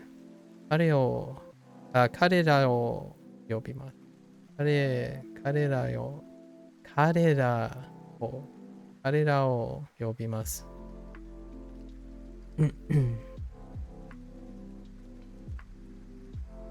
I call divorce.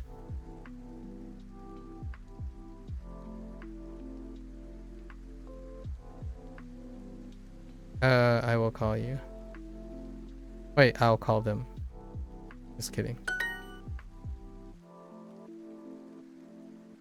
It's a fun game though. If you haven't played Wukong, it's wonderful.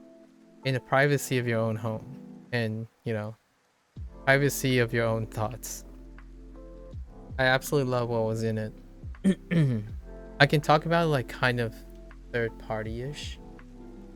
However, I think the game is a great step for Chinese cultural exposure. I don't think it's going to be any easier in the future on providing commentary, especially commentary that I'm used to on certain things.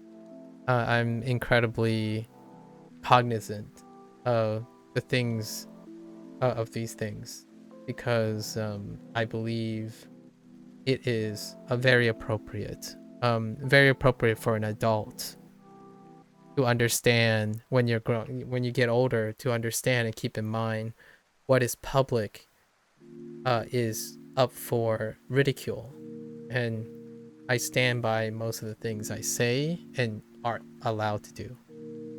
Things I'm not allowed to do, I like to make sure I'm clear to do them.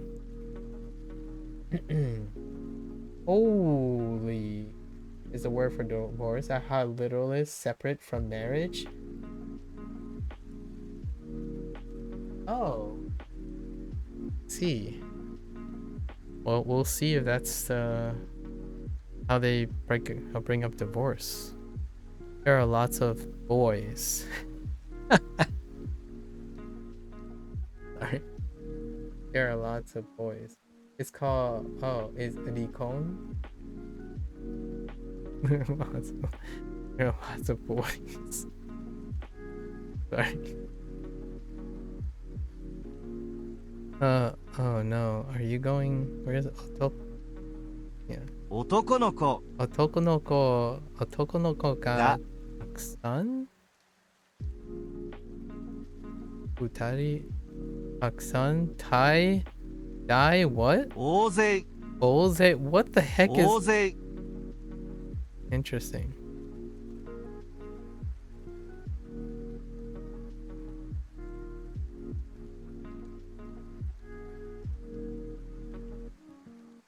Oze. I don't have Oze. Alright. 大勢います The only reason I clicked on that was... Oh, it is Recon? Okay. The only reason I thought it could mean a lot is because of 大勢 this character, but it comes out Oze. Yeah, jeez. Oze. Oh, I mean the other read. Oh. As opposed to I was gonna go with like die or tie, but Oze, that's new. I can barely make out that character. I hopefully this character is available in the kanji section. There are a lot of people. Let's see. Oh, which by the way, I'm not saying being distracted in Japanese is a bad thing. I think I wanted to make sure that I don't give the impression that I have difficulties in Japanese because when learning Japanese, like get distracted in learning Japanese because there's a lot of good conversations about Japanese. People know a lot or want to be interested in Japanese culture right now, especially on Twitch. It's kind of self-selected. In Chinese, there's not a lot of conversations about it. And even more so, Wukong, like the TOS, things like that, it stunts conversation about Chinese culture because that's part of the Chinese culture, unfortunately or fortunately. I think Japanese culture is very topical right now, and they are also, in my opinion, they as in like the country itself in general, like are receptive. They are receptive to the idea that there are other people from other country who are interested in their culture and also have opinions about their culture. The Chinese culture is not the same case. And while it is nice, like pleasant, people talk and they're kind of enthusiastic, it does not allow for spread of Chinese culture, right?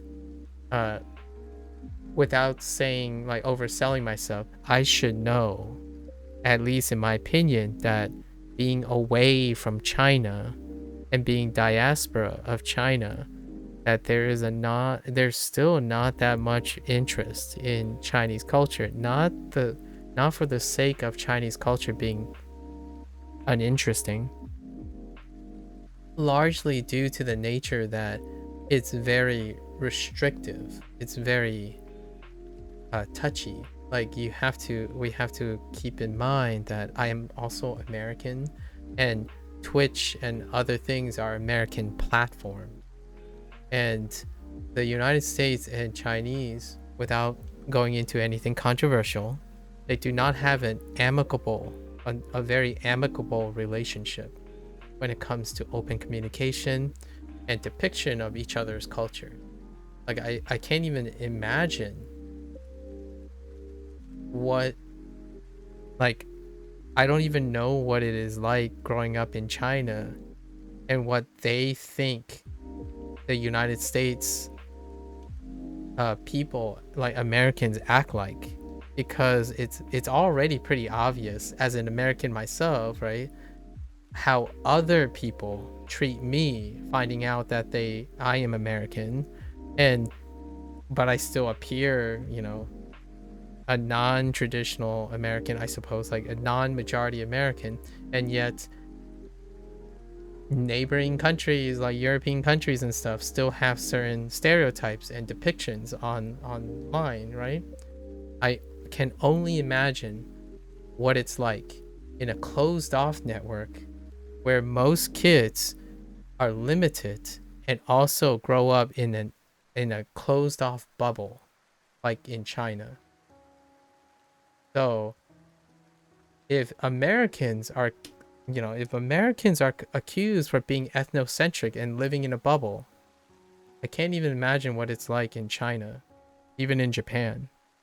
Like Japan still has a greater level of bubble living than the United States.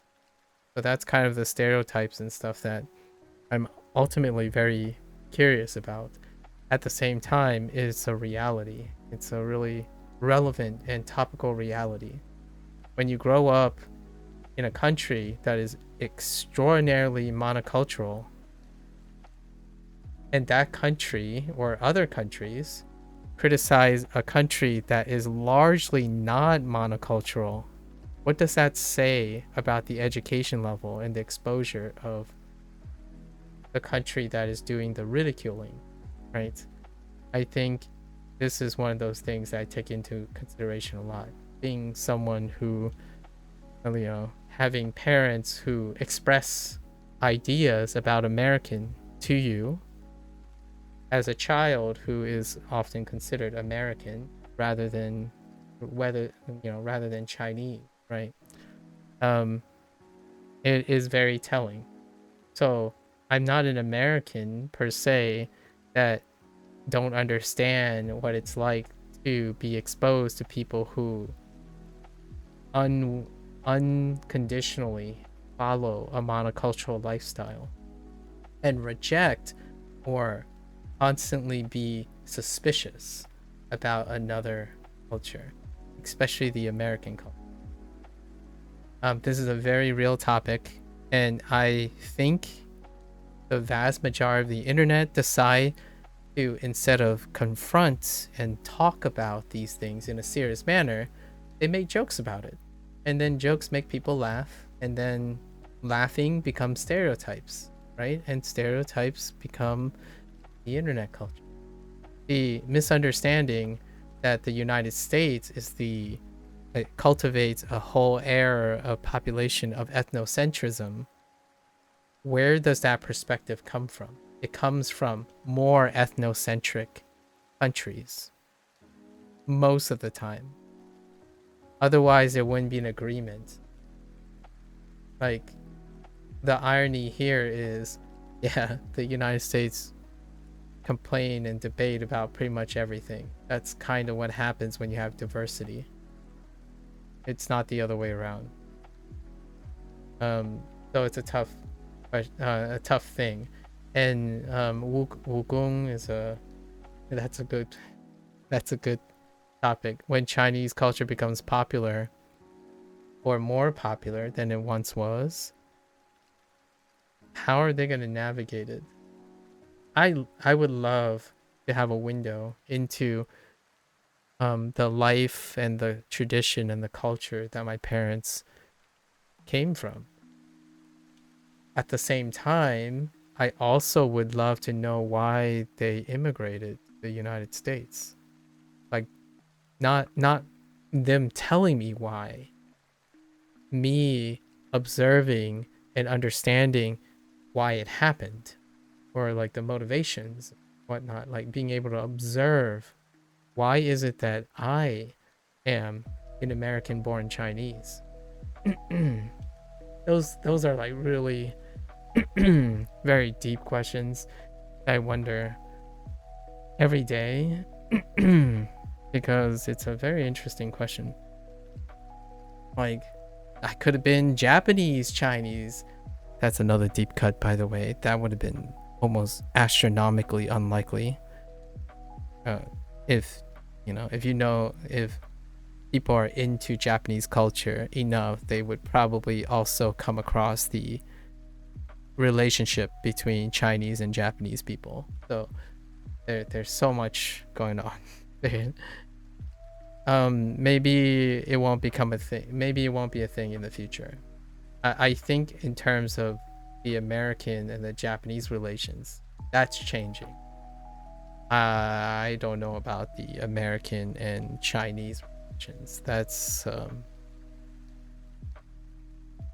there's I want to make one last remark about this because it's a very touchy subject and I don't want to like go into details, but there is something very conflicting and very cool but interesting and different being someone who have Chinese parents, born in the United States, and is interested in the Japanese culture.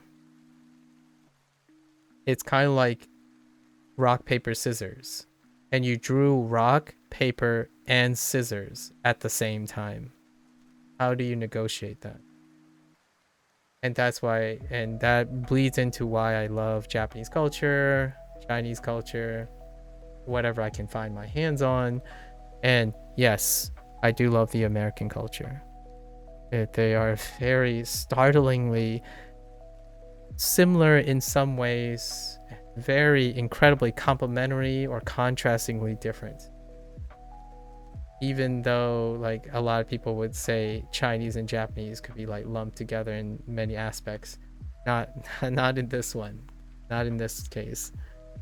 And it's kind of like you have your 3 postcards, every time you go up and line up a number line, you have Chinese, Japanese, and to me, in my head, right, because I'm selectively biased, you have a laundry list. Where does the country we're talking about land between Chinese, Japanese, and American culture? Because they're gonna be a combination of those 3 in some way, in my opinion.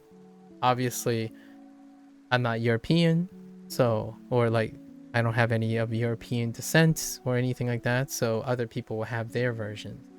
European, or I don't know, Italian, French, and German, and everything lies in between there. I can talk about this stuff all the time because it's so interesting. There's so many things. There's so many things about it. Is it appropriate for public forums? Probably not when it says in the terms of service that you can't.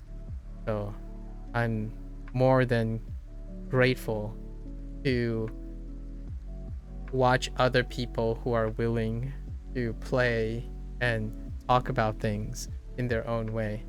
I cannot, unfortunately, do what I want to do while using things.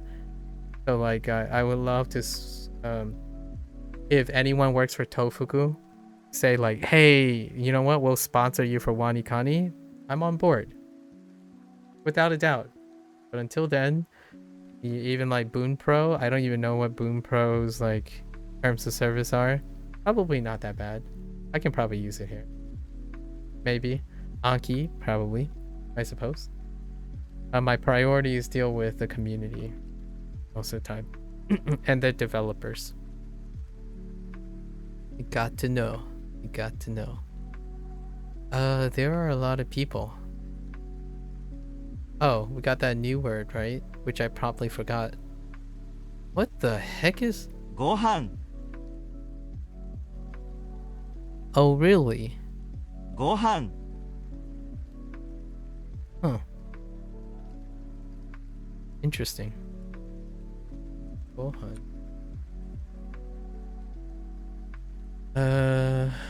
Is there anything on the prevalence of this character?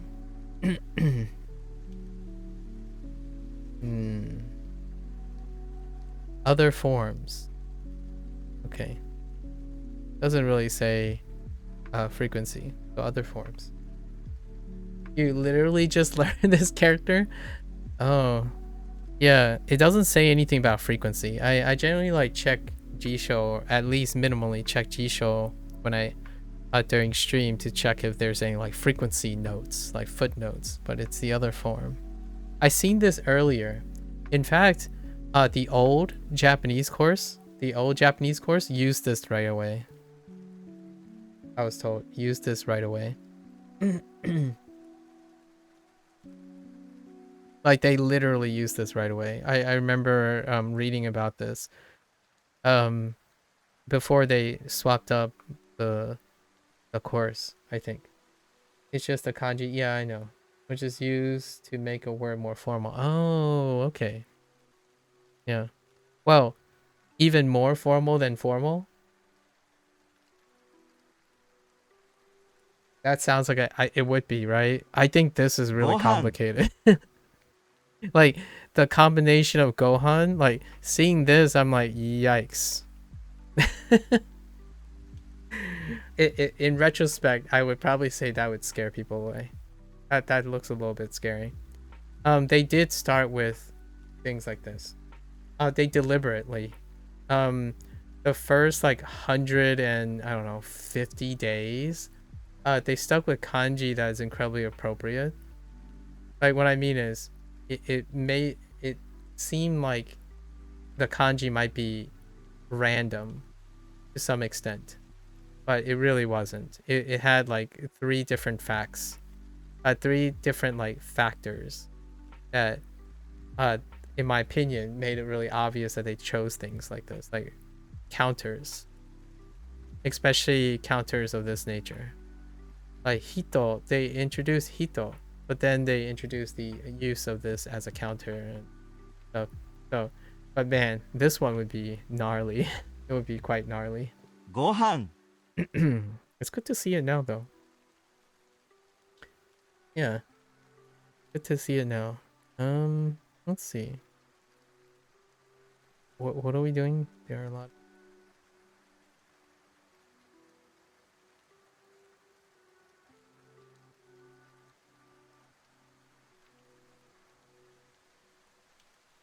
大勢の人大勢 Oze.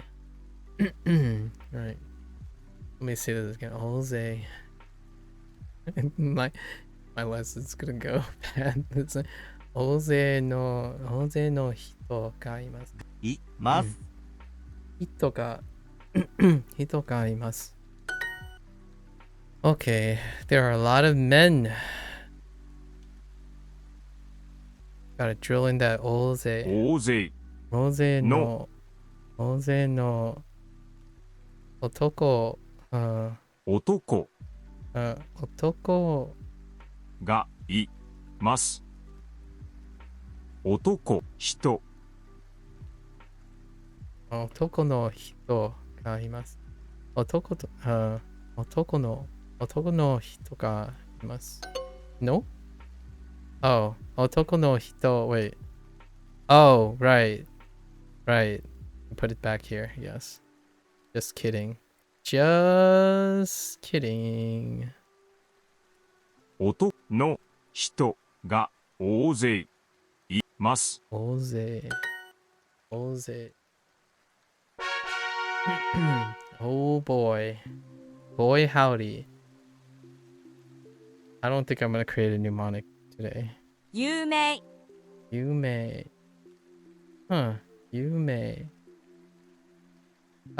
This is good. I like this one. Or this one's pretty neat. It's onyomi. You may. Yo Ming. Yo Ming. Yo Ming. You may. Or at least some part of it is onyomi. It's the same characters too. Yo Ming.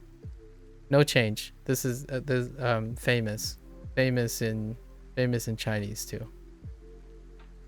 Yo Ming.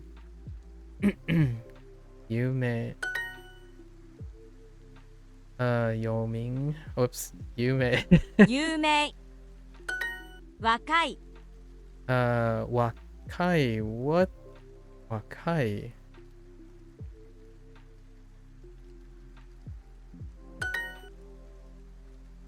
Looks like I have another new vocabulary word. We'll find out soon. They always introduce the kana, and then the kanji before they offer the definition. What am I looking at? Oh, this is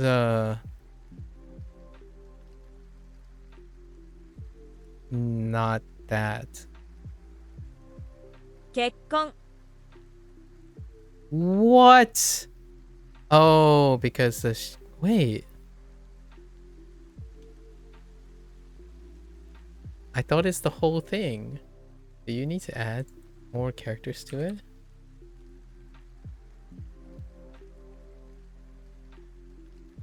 Oh no. Okay. Oh. Wait. Oh, shiki is missing. Okay, shiki is missing. I see.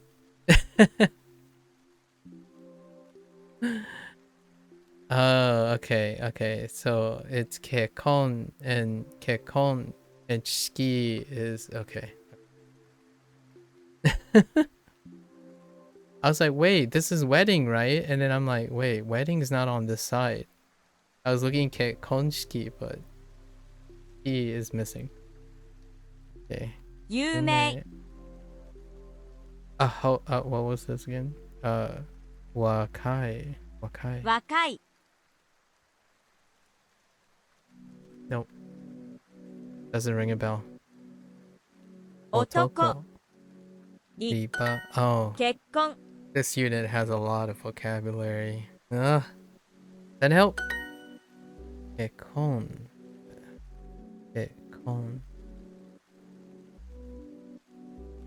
I'm making a mnemonic, or trying to make a mnemonic.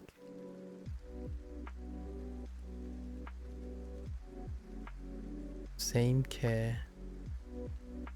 Okay. Okay. 結婚 What? 若い Wakai. Adjective, probably. 有名男 Koko. Li- Lipa. A friend of mine has recently become interested in learning. Do you think I should recommend they use Duolingo? I think. How well do you know your friend? Because honestly, if your friend already learned a language in school and it didn't work. So like if like for example, if you grew up in a country which is not the United States most of the time, even in the United States. Now they only know English. Oh. You're learning Japanese in Duolingo. I think it's pretty good. Also, hi, hey there, Parthy. So, if they only know English, it's pretty good.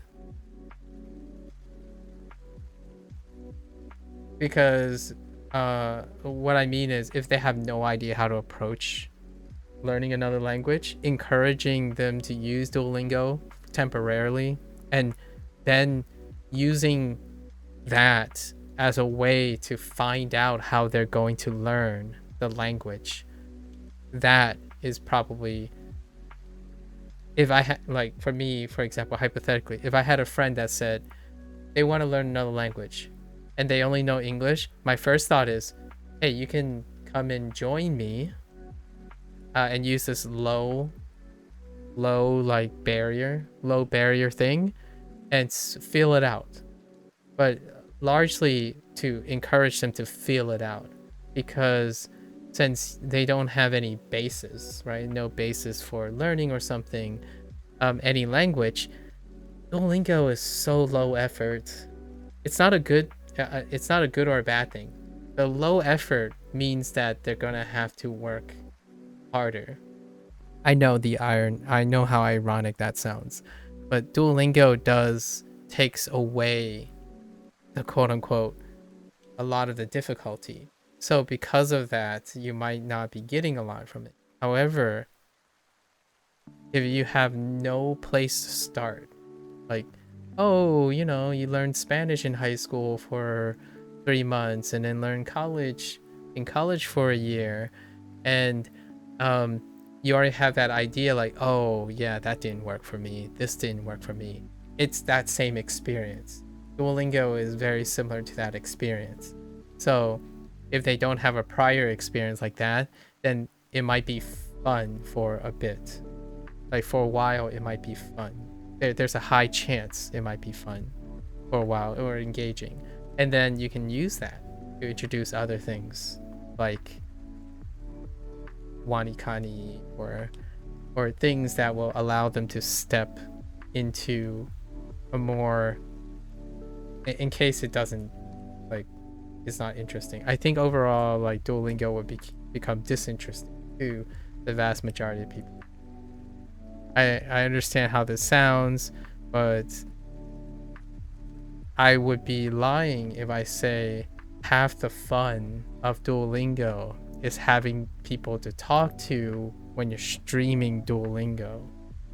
And I doubt your friend is a streamer, so if I didn't stream something while language learning, then if there wasn't anything I could stream, we probably wouldn't meet each other now. Like, I would be doing something else. I'd be playing video games or something. The idea of Duolingo is you find community. Community is where it starts. Like, the first thing that Duolingo introduced you to is that there are lots of people who like or would love to learn another language. That, in my opinion, is almost invaluable as a start. In fact, there's a lot of people who bond over hating Duolingo after 3 or 4 months. So that's still, in my opinion, getting people to learn a language, and Duolingo does its job. Like, that's what makes it funny sometimes when someone says, oh yeah, I didn't learn anything from Duolingo other than learning and pushing yourself to learning a language.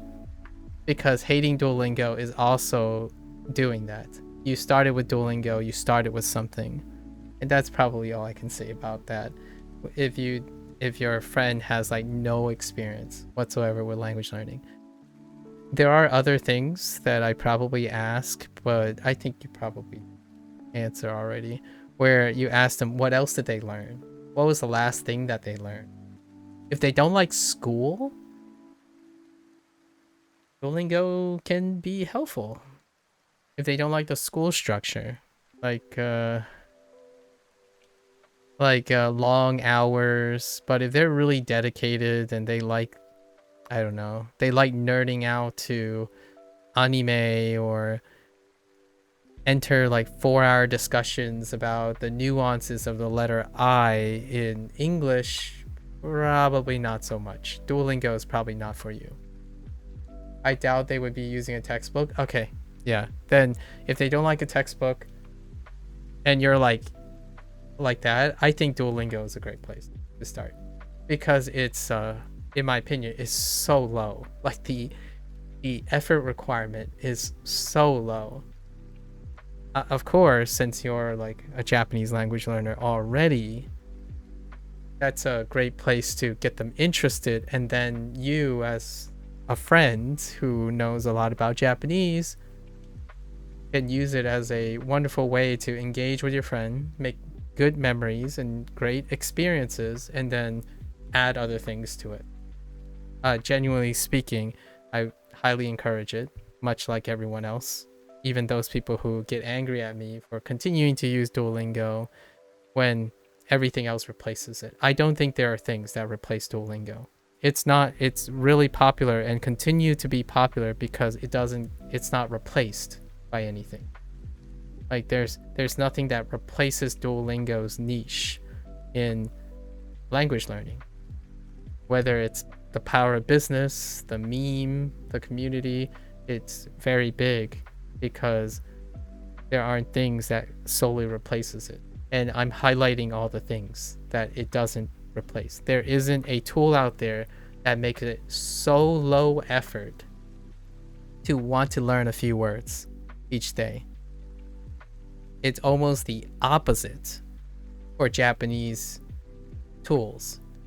Japanese tools almost notoriously, in my opinion, aim for higher competence and higher difficulty because it attracts that hardcore lifestyle, right? People who want to learn Japanese are kind of hardcore. They consider themselves hardcore. It's kind of poetic because the Japanese culture is pretty hardcore, right? That part, the hardworking, accelerating thing. Duolingo does the opposite. So when someone says, I don't get why people continue to use Duolingo, it's because all the other tools don't take the Duolingo approach, which is to make things so feasibly easy when it's not, right? So that's the criticism. Like Duolingo makes it seem like it's so easy to learn a language. Oh, 15 minutes a day, like that's absurd. Like, well, yeah, it is. However, if you start with saying, oh, dude, if you start learning Japanese now, it's going to take 6 years. And even then, you might even spend your whole life. And even then, you might not be fluent. Well, they're not going to start learning Japanese. I'm just saying. Like, let's talk about trade-offs here. Yes, it's a symptom. And, you know, as a friend, as other people, as knowledgeable, competent people, you can lead into it. I think lots of Japanese language learners and tools inadvertently scare people away from learning Japanese. Japanese still has little to no exposure. Like what I mean is, it might seem like everyone and their mothers and their fathers are learning Japanese, but it's less than 1%. There are a lot of people outside of Japan, and Japan is a country with a diminishing population of people, and even how topical it can be, there are not a lot of people who want to learn Japanese. It might seem like you and your friends and everyone else is interested, but it's so small compared to Spanish, English, and even Chinese. So it's weird. And if there's anything I could say about Duolingo, is they would be at least happy and having fun for the first month or 2, if you get lucky, or 2 months maybe. Then you have to get creative. I think that was my mindset. My mindset is to make Japanese learning as engaging as possible while being able to continue streaming Duolingo. because you can stream Duolingo. It's a pragmatic choice. Again, I wouldn't mind if I got an opportunity to have like a deal or a collaboration with like Tofuku or something. However, that's not in the cards, right? I would totally love to say the same thing about Wanikani, which it's true about Wanikani too. Like if your friend doesn't have budget concerns, I think Wanikani is incredible as well. From Wanikani you can, you know, eventually hit up Satori Reader. There's so many, but you can't stream those things. Yeah. I would say yes. Especially hiragana and katakana. You don't even do, in my opinion, I think nowadays the vast majority of people don't even start the lessons in Duolingo. They go straight to the hiragana and the katakana section and learn the quote-unquote alphabet, the phonetics. And, you know, some people would say like, oh yeah, but the phonetics are not native speak and samples, and it's like, yeah, but it's a engaging way of learning kana. So if you're listening to native speak and you don't have an engaging system to do that, then Duolingo is where it's at. I think Tofuku does a wonderful job. The Tofuku beginners like PDF, and then like I don't know if they have samples, but I'm pretty sure they do. There's also kana tables. There are wonderful kana tables everywhere online, where you can click and then do the kana table and then listen to the sounds. Obviously, it's not good enough for pitch accent, but it's nice enough to be able to recognize the basic sounds. It's the most rewarding. I think one of the earliest milestones to get someone hooked on Japanese is seeing kana and knowing you can say it, and then, you know, break it to them about kanji. Slowly break it to them about onyomi and kunyomi when it comes to kanji. And I think that I know this is going to sound cynical and maybe a little bit deceptive, but by the time they get their kana down, they're already in deep enough that their commitment will make approaching, in my opinion, approaching kanji with onyomi and kunyomi less like, all right, never mind, I can still quit now while I'm ahead. There you go. I think I've seen far too many, but at that point, I think my the most common thing that I've seen was, oh, I got kana, and it's like, oh yes, I can do this, right? And they're like, wait, before I start lessons and stuff, let's go and learn all the grammar.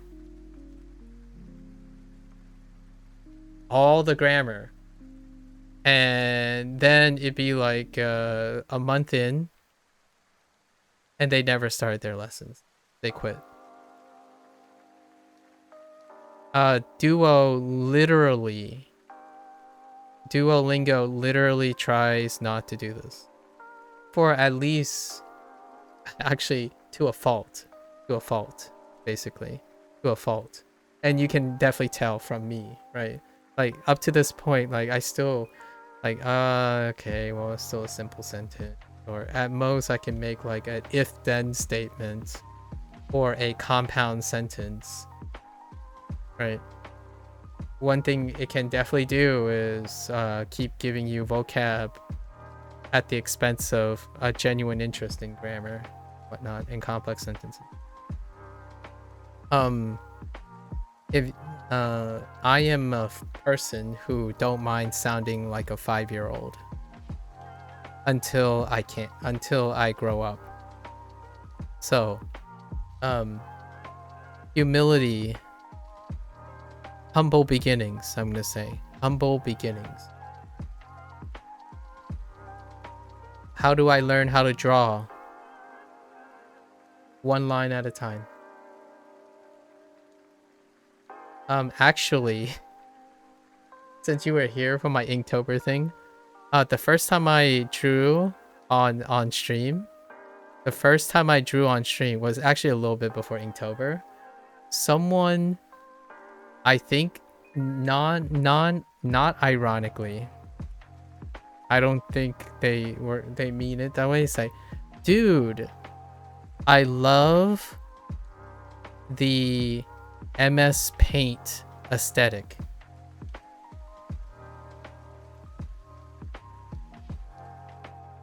And my reaction was like, I don't know if that's sarcasm or if that's sincere. That was literally my first comment. That I still remember today. I drew an emote. Before I started Inktober, I drew an emote. And it was completely flat. It was 2D. And I actually did it in Krita.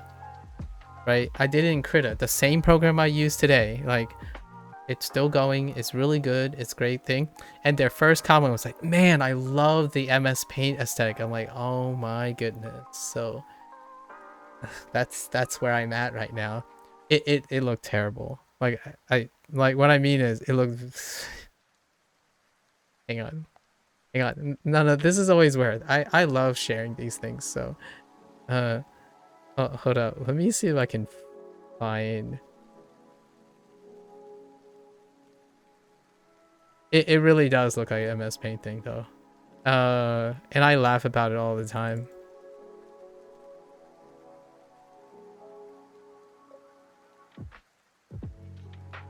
Now I'll have to come back to you. I'll have to. Let's just say.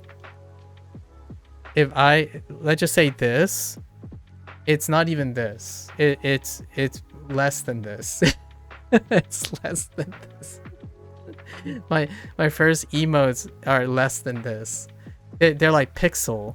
So I used a pixel brush.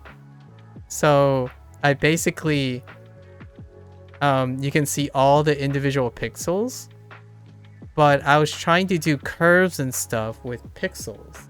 So it looked like an MS Paint thing. Like there's no smooth, like no blending, no smooth curves or anything. So hey. Humble beginnings. I still remember it. And I thought it was really funny. So, well, thanks. 結婚 結婚結婚しましたか？結婚しましたか? Wait. Oh, interesting. Sudo. Is this a sudo? Didn't think. Okay. Yeah.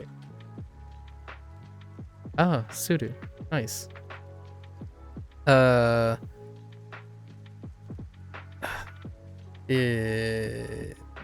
You, I guess, did you get married? Yeah, that's fine. That person's not around anymore. Like, I would love for that person to come back, you know, so we can talk about it. Like, progress is contagious. Like, I am no stranger. Dude, I remember my beginnings. I keep it right here. Like, I make sure that I remember where I started. How did I start Japanese? No, see, I couldn't do anything in Japanese at all. I couldn't even talk about Japanese.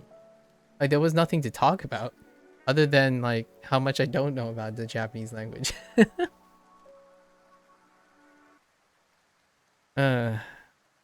Wow, those are long days. Young. 若い Wait, wakai.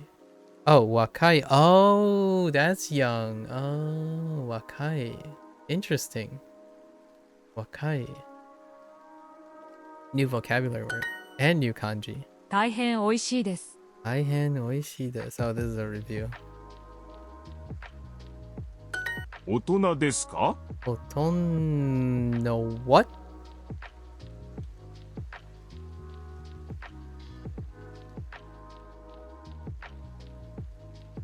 Why? Oh, here's something that's funny. This is a Duolingo thing. I don't know if your friend's gonna like this, but I have lots of like Duolingo isms that I tend to talk about all the time. This is a Duolingo ism. Because they introduced otona, one of my first memories about learning Japanese was when I tried to watch a drama series right after learning hiragana because just immersed, bro.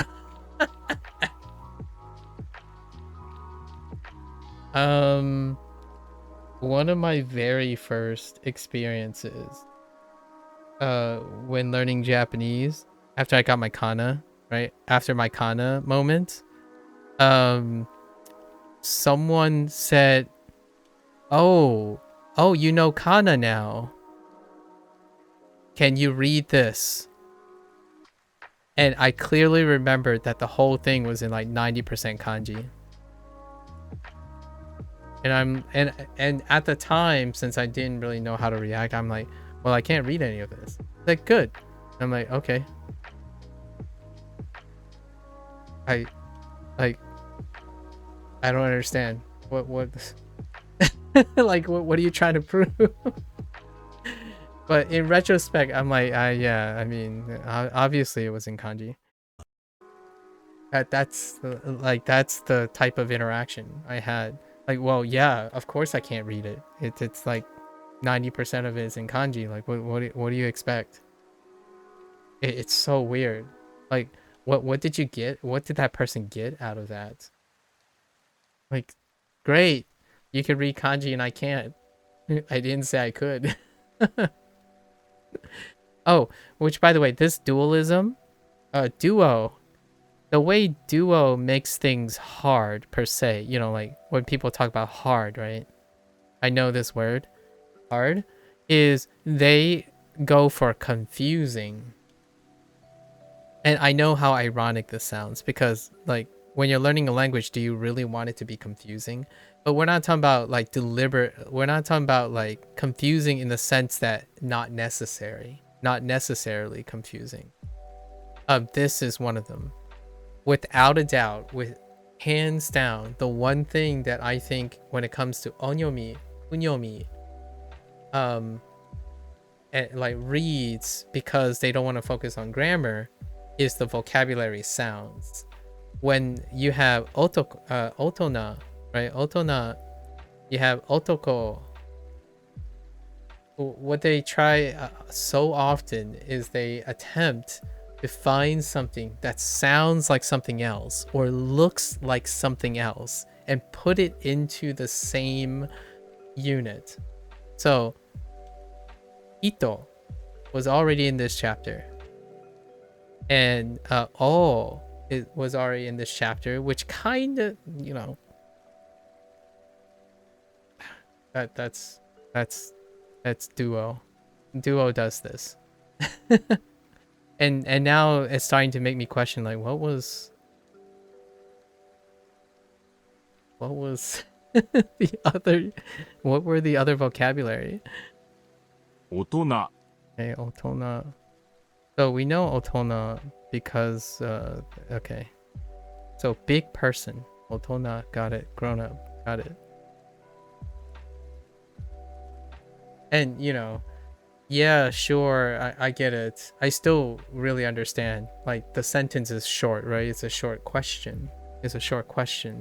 The idea is I can't imagine focusing on this and also focusing on elaborating at the same time. So they try to break it down. And it's separate. When one unit, if they introduce like conjunctions in one unit, the vocabulary is gonna be all mostly old. They're gonna be old and lower number of kanji. It's so low. Like rarely does Duolingo say, let's just slap this kid and make them quit Japanese. That's kind of how I feel about Duolingo's design. It's so low. The baseline difficulty, quote unquote, difficulty is so low that it also slows down progress, which is largely what I would say if this, what I said here, if it doesn't sound great, yeah, use Duolingo to get started and then move to something faster. Move to something more aggressive. Something that tickles your difficulty requirements. The most difficult thing that I ever have done when I started language learning is using Duolingo. No, not because Duolingo is hard or anything. It's the people that I engage with that is very difficult. And to me, that's a lot of fun. People are difficult. I wouldn't be streaming and enjoying streaming if I didn't enjoy talking to people being difficult. And I don't mean by difficult as in a negative thing. I mean people care a lot. Care a lot. I like meeting people that care a lot in different ways. Like ways that disagree with me, ways that agree with me. If they don't care a lot, then I don't see why I'm streaming in the first place. Right. Hello there, Victor. Hello. Hello. We are running late today. There's so many. Sorry. We are running late today. Oh. How are you, Victor? It's getting close to game time, isn't it? You got 11 days, maybe? I feel like it's within 11 days now. You're doing okay. You have bad news? Alright. They pulled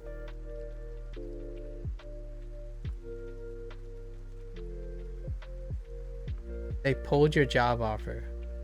How do they... You did mention that was a possibility. You're stuck at your old job? Oh my gosh, Victor. 大人 I'm sorry to hear that. Any chance they are willing to let me keep working full time? Okay. I was about to ask. Well, that sucks. 僕はまだ若いですよ。 That really sucks. I didn't realize that could happen. What are you gonna do now? Are you gonna try again to look for something else? 僕はまだWhat was this? 悪いでしょ No, not 悪い。若いでしょ I am still young?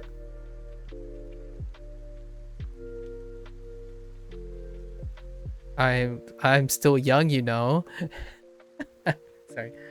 Right. You will try again on October 15th? Okay. I'll check posting in case I see something. Well, that's good. I'm glad you feel okay after that. I feel like that's a bit deflating. Although you already mentioned, as someone who's very reasonable, that it could happen, right? You did mention that I think briefly about that there's a chance because it has no like security. It was too good to be true. I'm sorry to hear that. Yeah. Well, off to the next one. Glad to hear that your old job is, they don't leave you hanging, out to dry. That sounds a nightmare scenario. Well, let me know if you find something really juicy. I would love to hear about it. Their HR department screwed up. GI looking for a better candidate. The bar has been... Oh. Wow. Man, they don't even give you a we're sorry, they don't even give you compensation. Come on. You know what's funny about this statement? It's Junior saying it. It landed on Junior. I'm still young, Boku wa mada mada yo. What is it? Wakai desho. その女の人は有名です。 We're learning about relationships today. You need to get your contracting agency to get them to send me a letter. Oh, okay. I see. Oh, that was something I was not expecting today, Victor. I was not expecting. I was looking forward to how your onboarding was going. C'est la vie, I suppose. Sono... oh no. その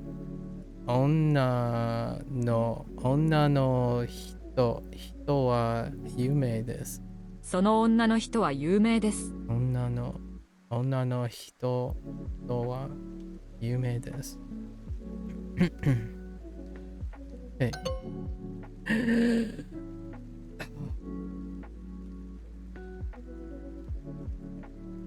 Sorry, I just got Englished.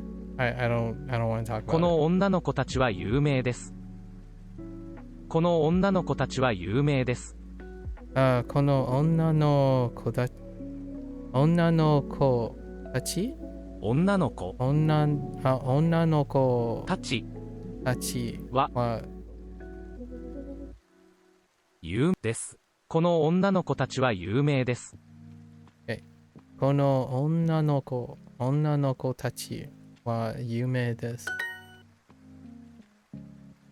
色半分お金結婚すあの女の人たちは有名です。あの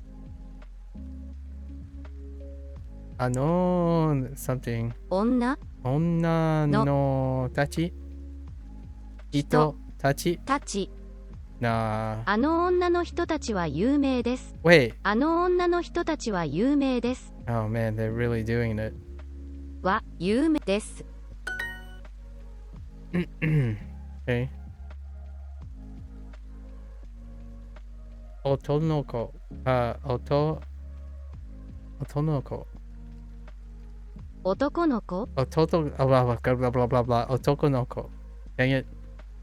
Yeah, 男の子男の子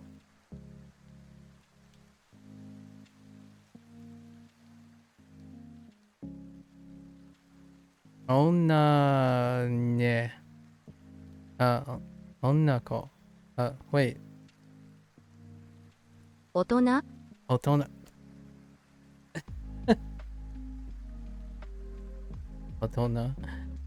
Oh man. Oh, okay. Oh. Where did I read coming? Do I have anything with? So that's all. I guess I can't remember all. Tona.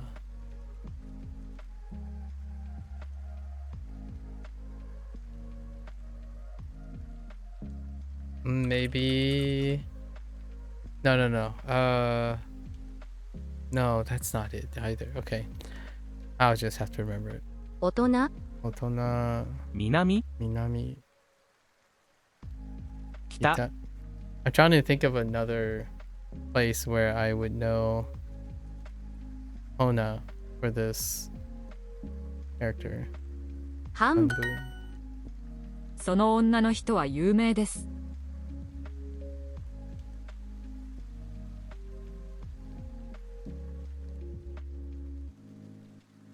Sorry, I was curious if that was grammatically correct or not. Like women is famous. No, that doesn't make that English. なくなりました。 What? なくりなりました。なくりなりました。That kind of reminds me of the isogashi.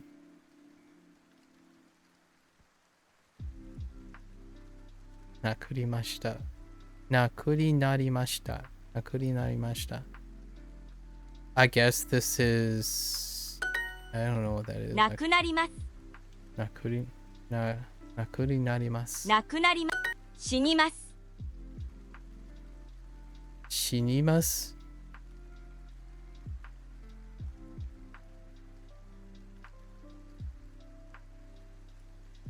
Nope.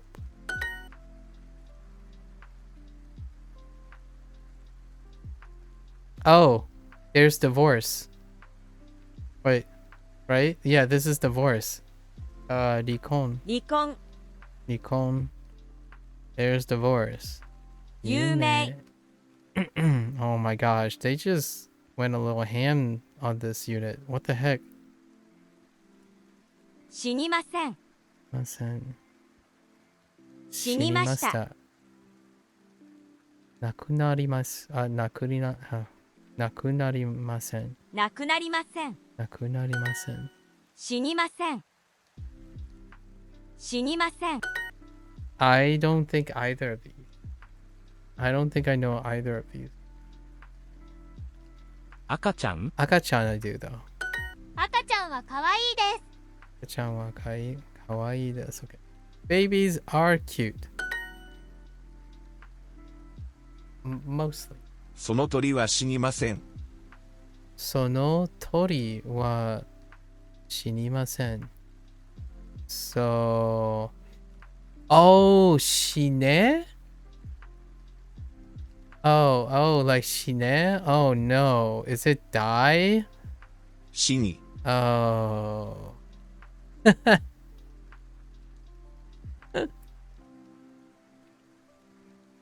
I didn't realize to die is Shinu.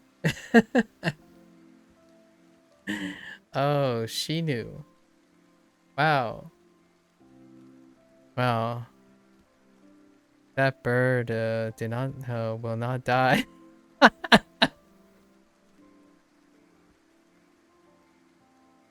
Oh no.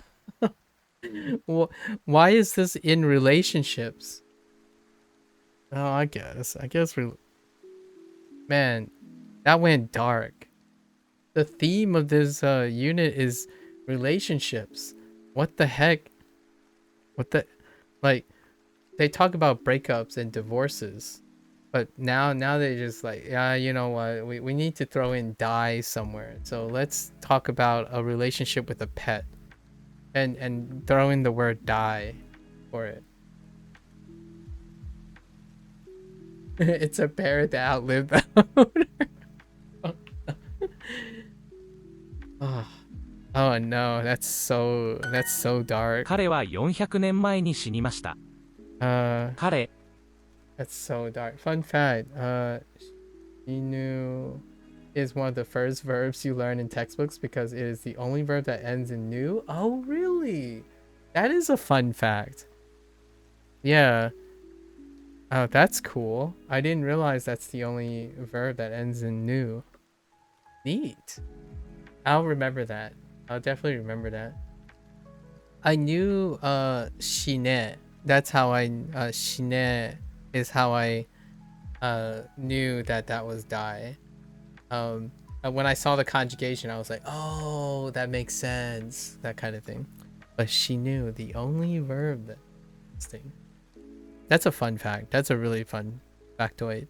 彼は400年前に死にました。は彼は400。Wait. 400。彼は400年前に死にました。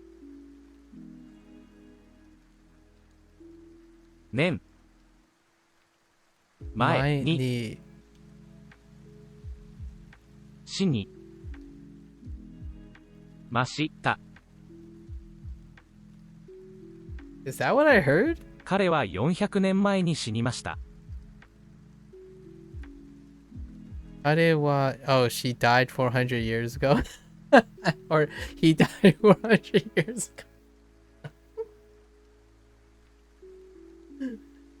Sorry. I mean this had to happen eventually. I just didn't think I would be talking about death in this unit. 彼は400年前に死にました。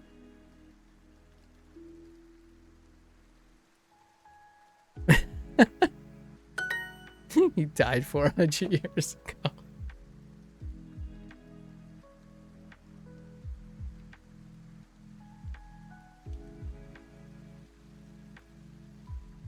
I take it back. I take it back, human being. This is way out of context. This is so difficult now. Like connecting this to the theme of relationship. Yeah, no, yeah. This lesson is gone unhinged. It's way off base now. Now we're talking about our relationships with our ancestors. Death in Asian culture is a big topic. It is. Yeah, it really is. So now we're talking about our relationship with our ancestors. That's how I'm theming the context. So we're talking about relationships. Now we're also talking about heritage and our relationships with our past.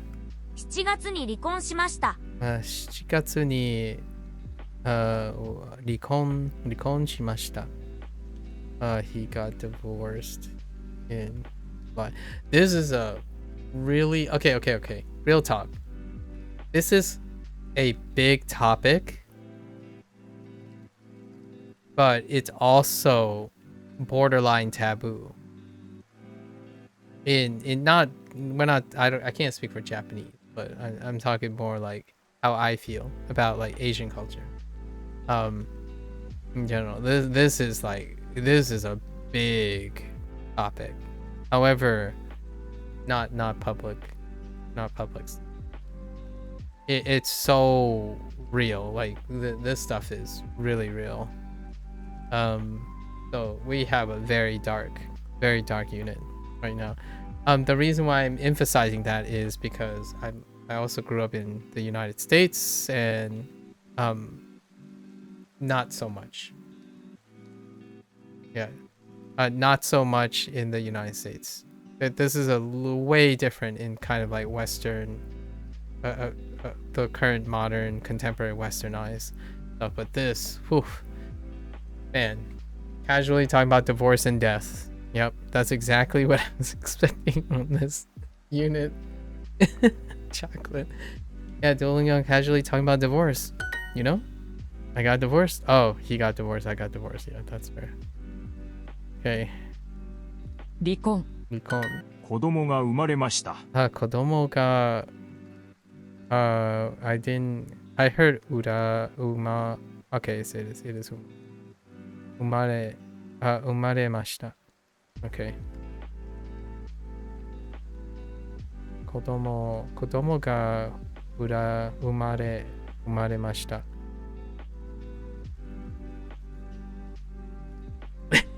No context. My child was born. Well, if you have death, you have birth. I guess that kind of balances out, you know? Sort of. その方は亡くなりました。Okay, so what does 亡くなりました mean? Passed away? 亡くなりました。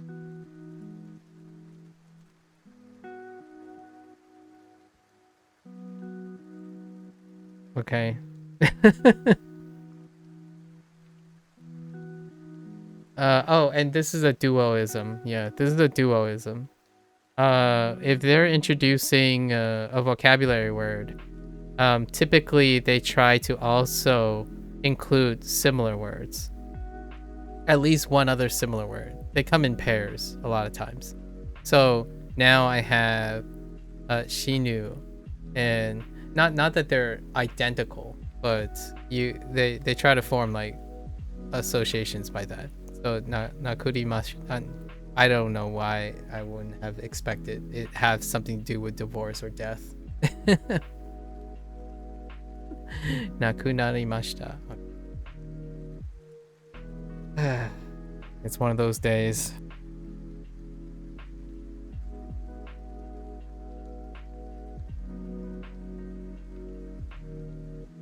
It's one of those days. Oh boy. その方は亡くなりました。その方は亡くなりました。亡くなりました。その女の人は1000年前に亡くなりました。Okay. その Uh, a certain amount of date. その女の人は1000年前に亡くなりました。女と女の人千枚 no. I don't remember how long ago. It was long ago. 1000年千年前はに前に亡くなりました。Maybe this? そのokay. その女とその女の人は1000年前に亡くなりました。その女の人は1000年前に亡くなりました。1000年前に亡くなりました。Okay. Oh, yeah, past 1,000 1,000 years ago. Okay. I was gonna make a joke about a 1,000-year-old language, but here we are. Yes. 子供子供が was it 生まれました。また Was your baby born? Yeah, that was the context. That was the context that I was thinking. Like my child was born. Being in a relationship, becoming a father, right? Father and mother, becoming parents. Like my child was born, like just now. Congratulations. Omedetou, right? Okay. Was your baby born yet? That's fine. They'll probably add yet at some point. Is your baby born yet? Or something like that. I don't know. Born, so 生まれました。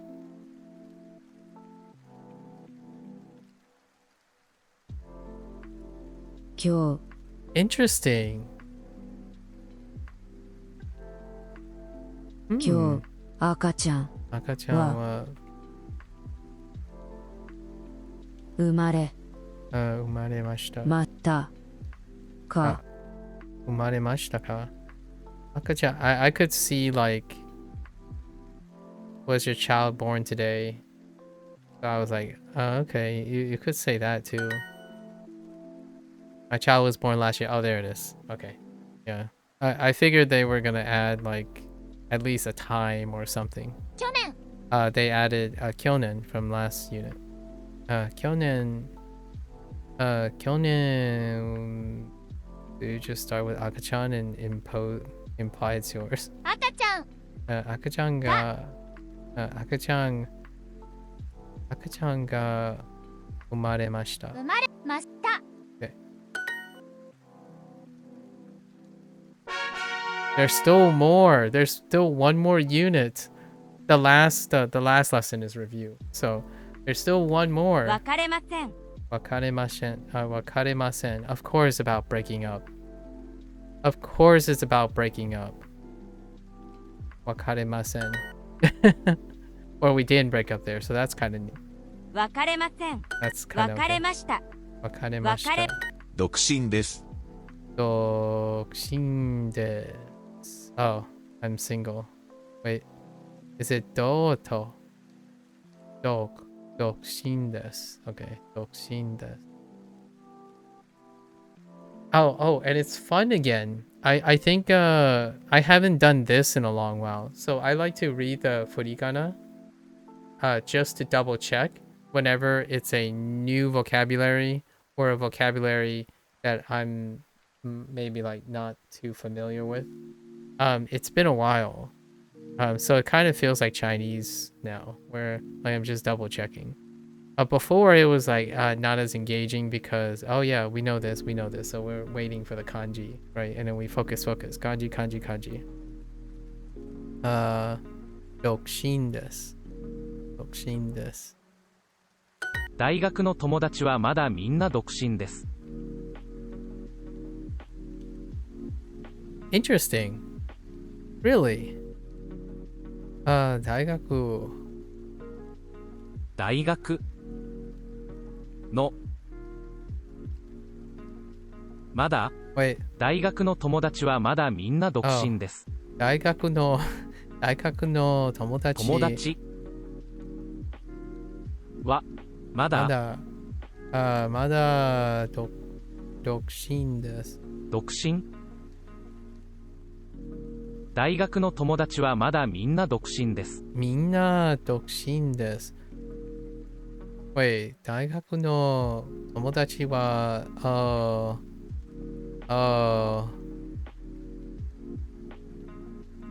みんなまだ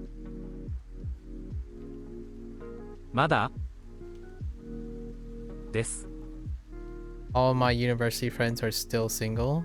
大学の友達はまだみんな独身です。That's kind of I've said this before. 大学の友達はまだみんな独身です。All my university friends are still single. 彼はまだ独身です。 I think Duolingo is also being a bit vicious too. 彼はまだ独身です。Okay. Everyone's single now. 彼女はいません。彼女はいません。What the heck? Oh, that 彼女. Like, what the what's going on? Oh, that explains why they introduced onna to make it less confusing. I see. That makes sense. 彼女はいません。More context. 彼氏はいますか？彼氏。There's 彼氏。彼氏は彼氏はいますか？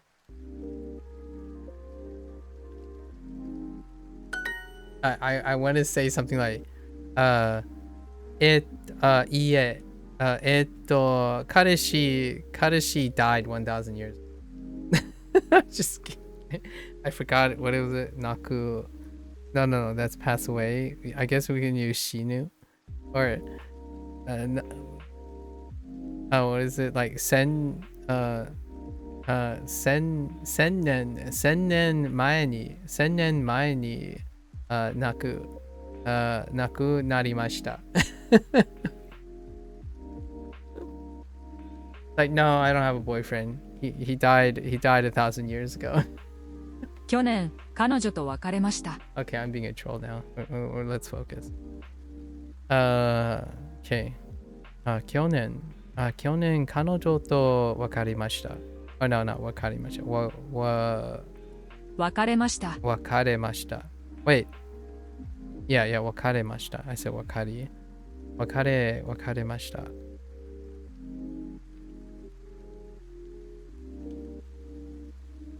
彼女。去年。Okay. 先月、彼氏と別れました。先月。Oh, did you just go 先月。彼はね Could have sworn I heard 彼は。彼氏と別れました。別れました。先月、彼氏と別れました。It's still weird that they drop it. I still would. I'm so used to saying 先月は。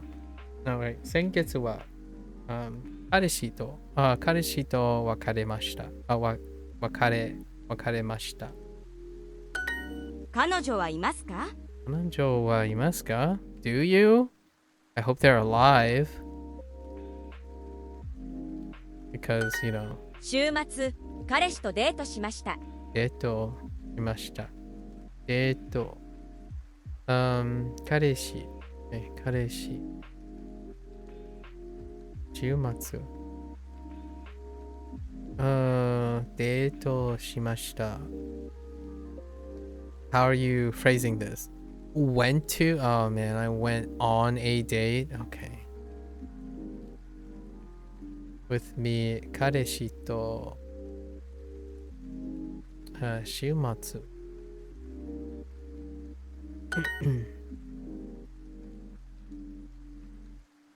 I don't remember.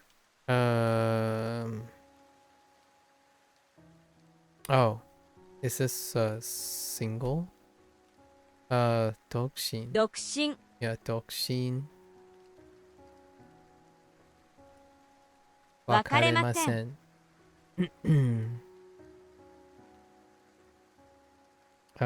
死にました。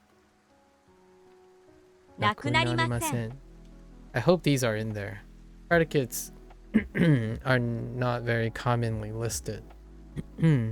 彼氏彼氏。彼女は独身ですか？彼女は独身ですか？ I'm a little high on Japanese right now, sorry.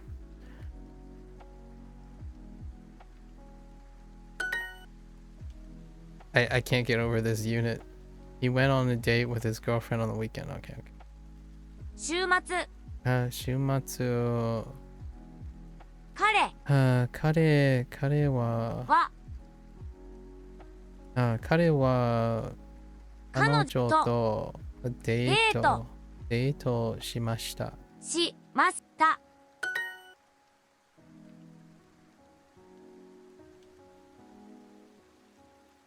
去年去年彼女と別れました。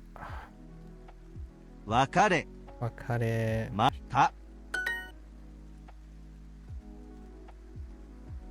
Did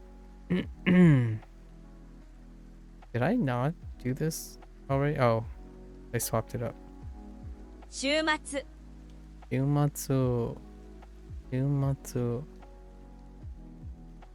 彼氏とデートしました。Are we done? Oh no, there's the review. Oh no. Okay. その女の人は有名です。その女の人は有名です。Okay. Not this time. There are a lot of men. What was this again? 大勢 right? 大勢 Yeah, 大勢 大 right. 勢 I was gonna make the same mistake again.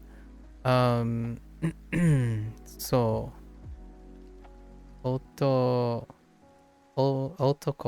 男の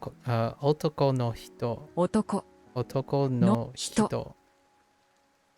が大勢います。How did I screw this up? こちら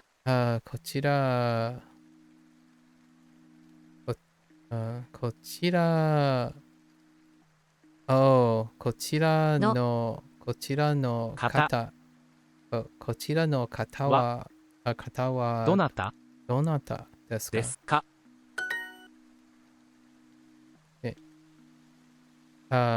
女の子皆さん女の人です。皆さん女の子です。Okay?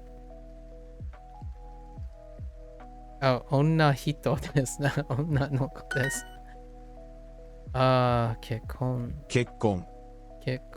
I'm surprised wedding was not reintroduced. 兄の夫はカナダ人です。兄の夫は Oh.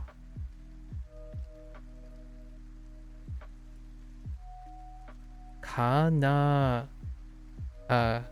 Canada. Oh, Canada. Oh gosh. Save me from the katakana. Canada. Canada 人です。カナダ人です。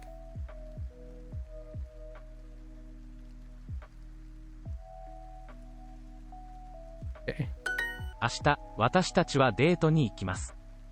明日、私はデートデートに行きます。よ。明日、私たちはデートに行きます。私たち。明日、私たちはデートに行きます。Okay. 家族は何人いますか？家族は何人いますか？家族。Oh. Wait, these prompts were there? These prompts seem reasonable. How many people are in your family? Sure. I was gonna say how many family people you That's not good. Oh no. 週末、彼は彼女とデートしました。English is my second language, guys. That's the narrative. English is my second language. Don't worry about it. 週末、彼は彼女とデートしました。週末 I mean, it's actually kind of true, but still. は週末、週末、彼は彼女とデートしました。彼は Who are you? 彼女とデートしました。週末、彼は彼女とデートしました。彼は彼女とデートしました。週末、彼氏とデートしました。週末、彼氏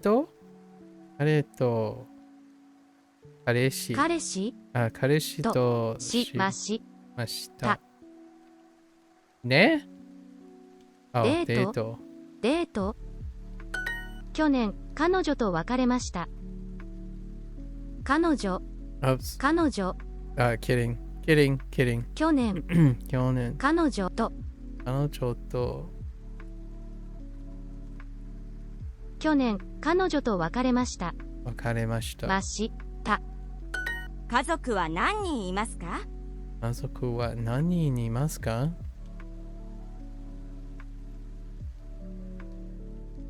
Okay. Safe. Alright, so we got 15 minutes of kanji before we go. And yes, it's a larger than average unit. Oh, it's about the same as the last one. Oh, it's because it's missing 3 predicates, isn't it? Yes, the 3 predicates are missing. Of course they don't log the 3 predicates. Lippa. 立派。立派。立派。立派。立派。立派。立派。立派。立派。立派。立派。立派。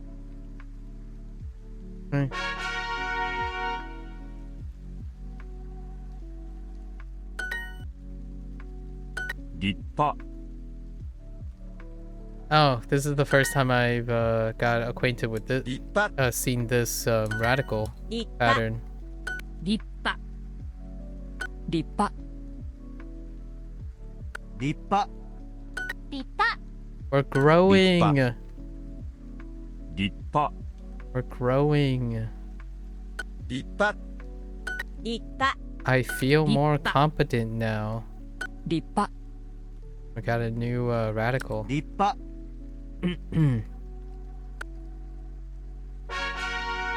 It really doesn't happen that often anymore. New radicals.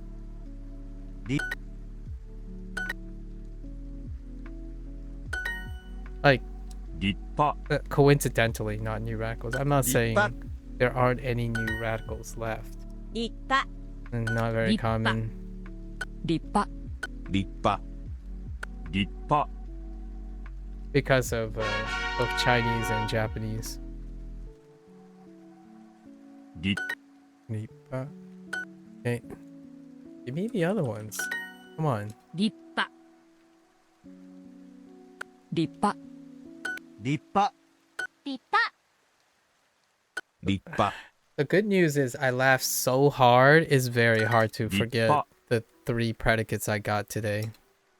Well, actually, 立 4. 派立派 立派 Umari Rippa. mashita. Sorry, it's kind of hard to think while doing this. What, born? 2 ways to say die and break up? Is that it? Marriage kind of sort of counts. It's a suru. Kekon suru.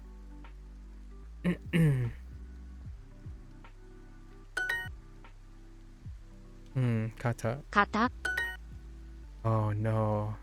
I can forget things like that too. 女 Onna. 隣 Oops. 女 Onna. Kata. 型 Kata. 女 Tsuma. One of the few moments where the Chinese have one more character than the Japanese, like so far. Usually it's the other way around. Oh, actually, maybe not. These count too, actually. 姉 Ane. Oops. 姉娘 Musume. Oops. 女 Too much thinking. 女 女 Focus. 女 Otto. Otto. 女 娘 親 Oya. 型 Kata. 肩 Kata. 女弟 I don't want to talk about it. 型 Kata. 妻 Musume.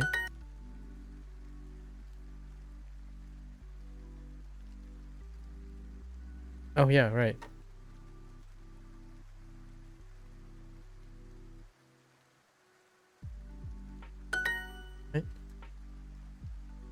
女女。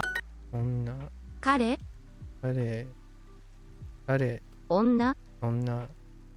姉姉。型だ。妻方。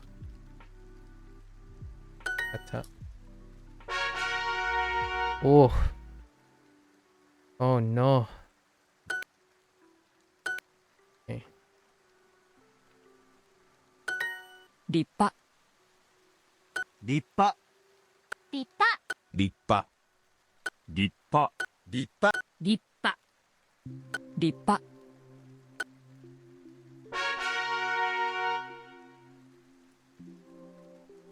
立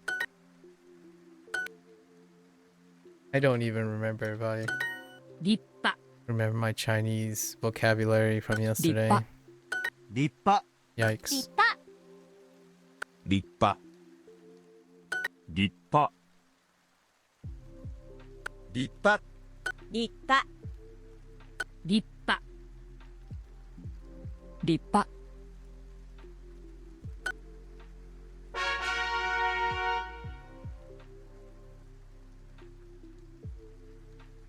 Yugata. 夕方 Okay.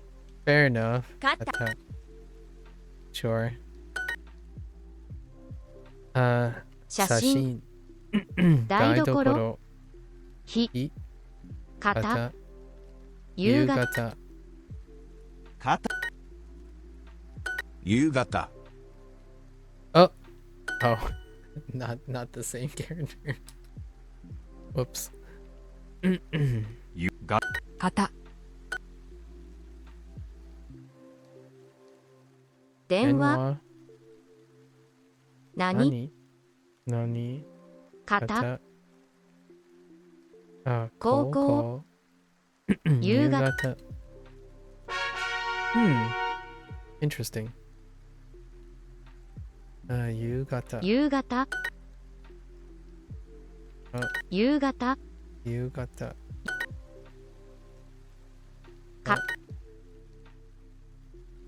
夕方。夕方、方、弟、夕方、方、時間、3分。肩、弟、弟。方、また。夕方、夕方。後で、後で。留学、学。夕方夕方方、方。夕方、習慣、僕、4時、時。肩。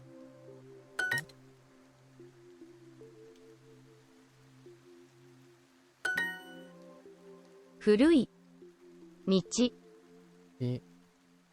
彼、彼。方、方。夕夕方、方。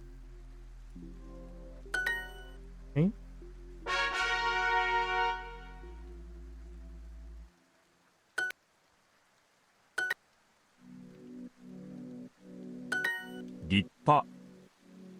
立派、立派立派、立派、立派、立派立派、立派。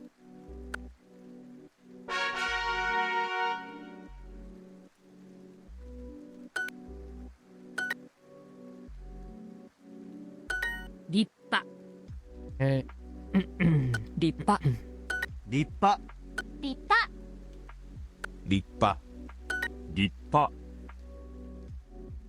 立派、立派立派、立派、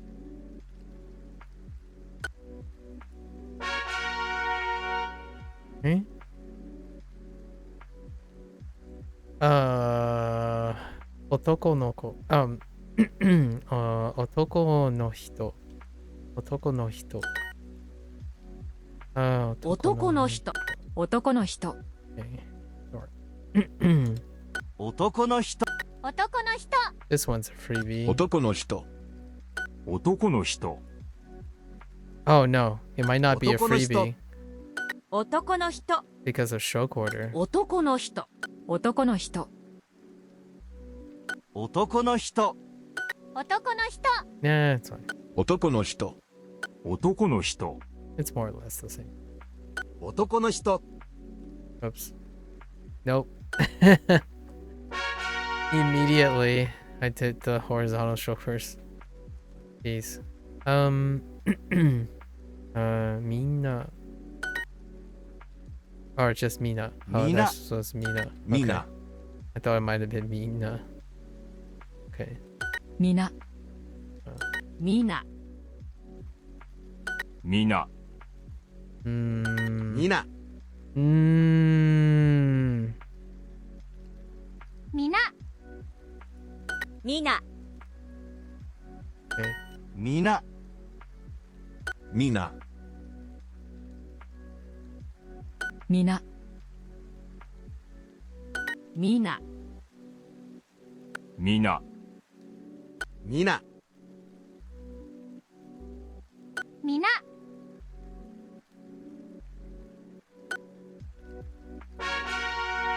I'm not sure if I wrote the stroke in the right direction when I saw it. Di- The first time. 立派、立派、立派立派、立派。立派、立派立派、立派、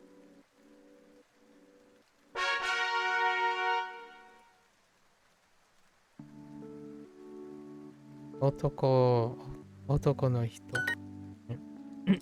男の人。男の人。男の人。男の人。男の人。男の人。男の人。男の人。男の人。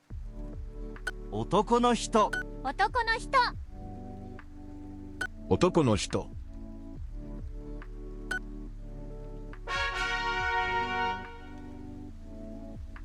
ん立派。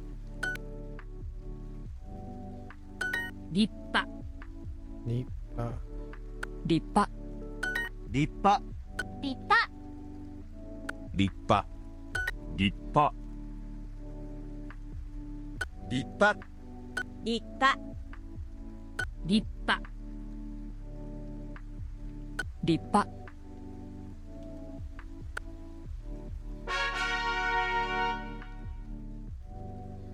え、okay. みな、みな。みな。みな。みな。みな。 that help. みな。みな。みな。みな。みな。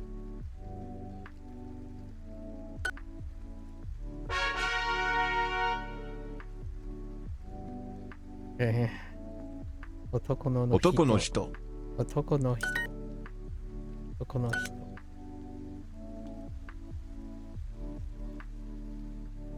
男の人。男の人。男の人。男の人。男の人。男の人。男の人。I'm so hungry right now. 男の人。男の人。男の人。男の人。み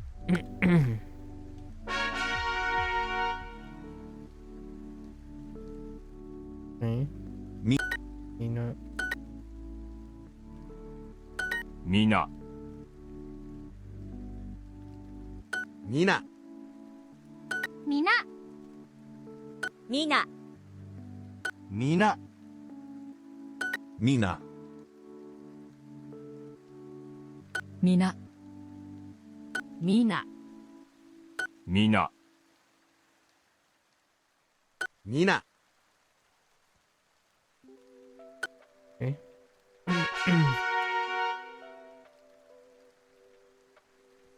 Oh, Jose. Jose. Oh, specifically lots of people? Jose. Oh, no. It's Jose, not Jose. 大勢。大勢。 Holy crowded. Whoa. 大勢。 That's kind of gross. 大勢。大勢。 Oh my gosh. So it's a Jose. curly one. 大勢。大勢。大勢。 What the heck, dude? 大勢。 Why is it so... It's so heavy. 大勢。 So heavy on the top one. Like, what the heck? This one's so crowded. It's so congested. I don't like this. What I mean is, it doesn't look great. 大勢。 It's so crowded. 大勢。 Oh, whoops. 大勢。 It kind of reminds me of Atsui's format. Alright, that's 15 minutes. So, ooh, that's from yesterday. Okay. And that was my Chinese lesson yesterday. Let's see if I remember any of that. Okay, so let's organize it. Let's at least attempt to organize the information, right? So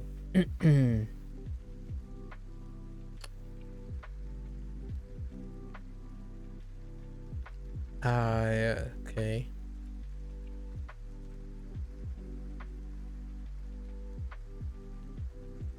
So, right, yeah, riba.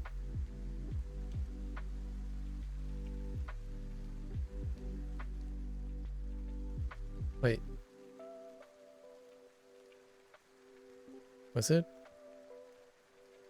Or was it down first? Oh no, it's right, left. Okay. And the font makes it look like there's a tail. That's a little confusing.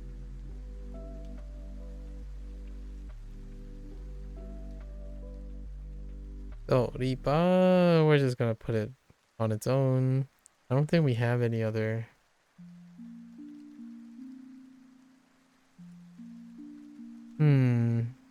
Oh, we do actually.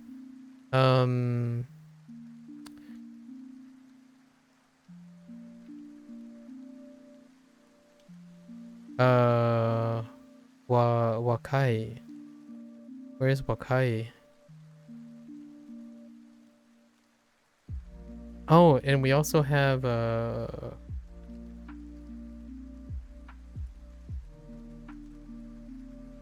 yeah. Recon works in this category too, as well as Dokshin. Dokshin. And this is Dokshin.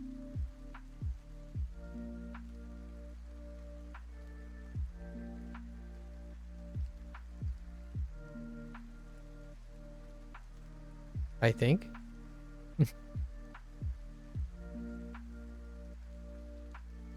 Dokshin. Yeah, Dokshin. So Dokshin. Oh, that's kind of nice. Single, married, divorced. Where's I don't remember.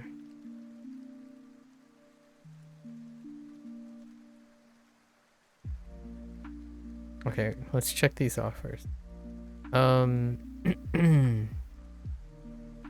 Place this over here.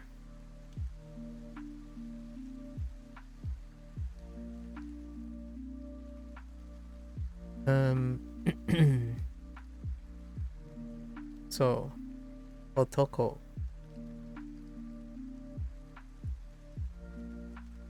Right, otoko and onna no hito, no hito and ko. So otoko no hito, otoko no ko, and onna no hito, onna no ko. Okay, so okay. Sure.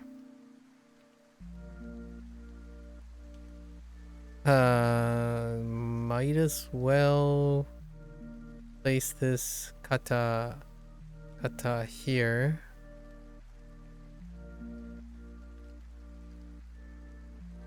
There's a hito. Kata.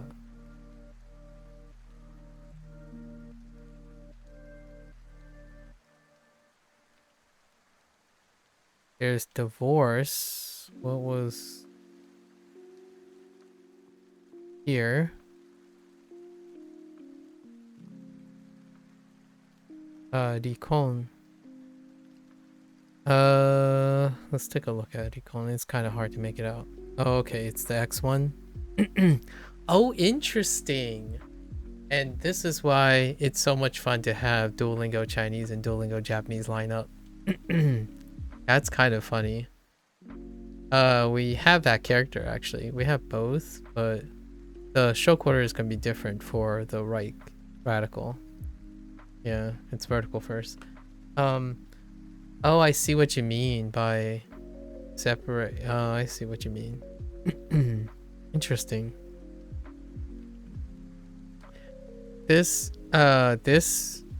That combination of characters, since I don't have too many to compare it with, this combination of character is far from plus who. Far from plus like person. So when you combine them, far from, what is this again? Cone. Oh, far from marriage. That's funny. Far from marriage, divorce. I totally get the whole separate thing. The far from is coming from Chinese. Far from someone or something, or yeah, that's funny. Okay. Okay.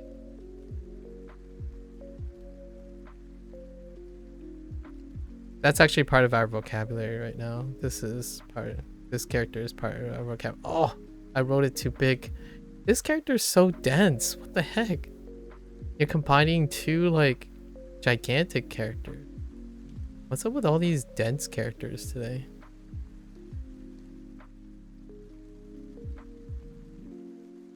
Okay, I'll remember this. This one's pretty okay. This also is kind of explanatory too. So like it's a female, it's a kanojo kareshi day. So wedding day, right? Kon, because kareshi, am I crazy, or kareshi has, wait, yeah, it has this character is yeah. So then you have female, male. This is part of kanojo and kareshi. So kanojo, kareshi, i. So kon. That makes sense. At least that's how I'm gonna remember it.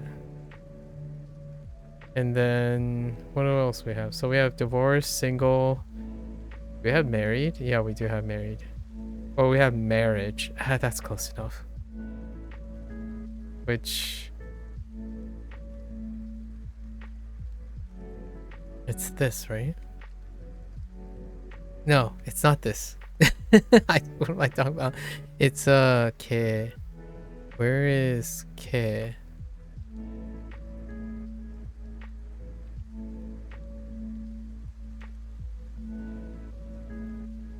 Wait. Ne? Oh, no, it was this. Okay. How do I get ke though? Ke kon. How do I remember this?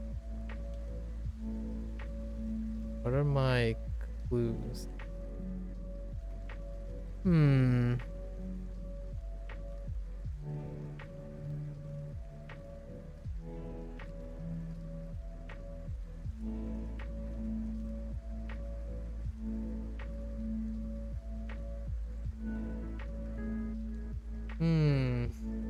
I have to think about it.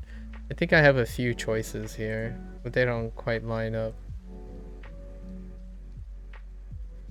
And then Kekon. This is close enough. Largely due to the characters lining up. So these two characters line up, so we'll remember the other. All right.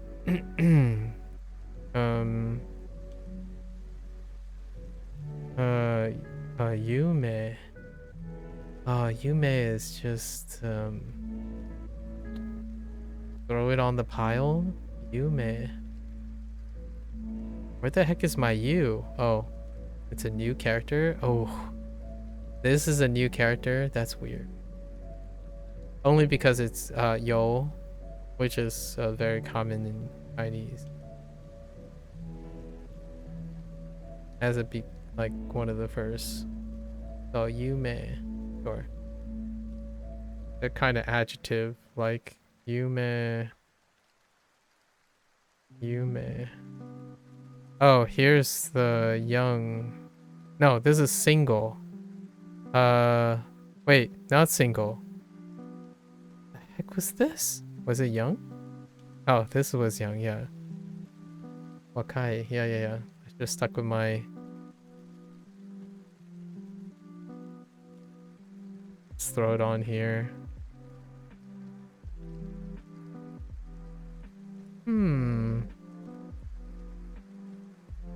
No, nothing but going right. A crown with the right. Jeez. What was the young modifier? Oh, okay, it stands alone as an E adjective, sure. I think. I totally forgot what it was again. Yeah. Wakai.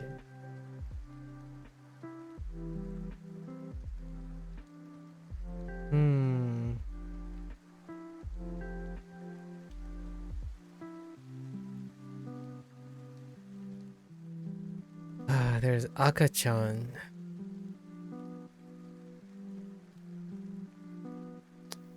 Filter it under people.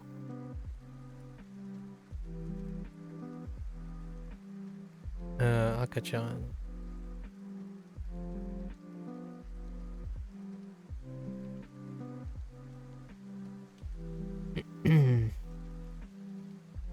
I'll be floored if I remember most of these. So we have Kareshi. Kare? Yeah, Kareshi.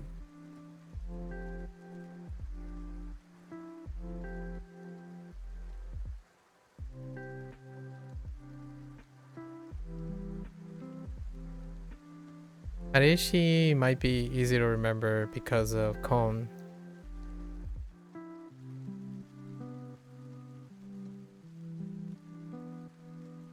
What was this? Oh, something. Oh, what? Oh, save me.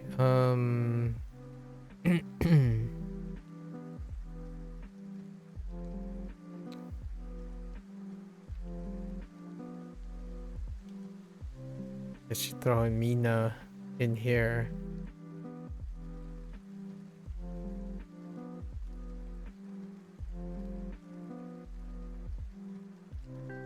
We're all over the place.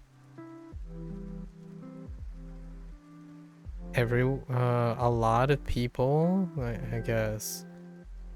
Oh, that's where the, oh, okay. Oze. Yeah, Oze. That's where Oze is. Oze. Sorry, Oze. Right, Oze.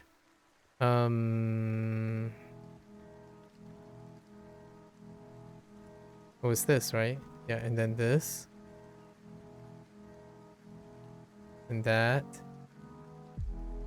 Okay. Yeah, Oze. Yeah, Oze. I complained about this already, so it's gonna be, this is probably gonna be fresh in my head. Okay, and we are missing 4. We have and I have no idea what they are because I didn't get a chance to see them. So, or like again, so we have, kind of looks like this, I think. Pretty sure that's how you write it. So she knew.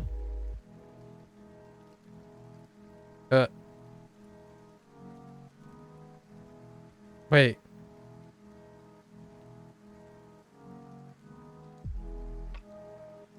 I'm like, wait a minute. That is what I'm trying to write. She knew Naka. Naku. Naku Naru? Naku Naru? No. Yes. Naku Naru. Not to be confused with the other Naku Naru.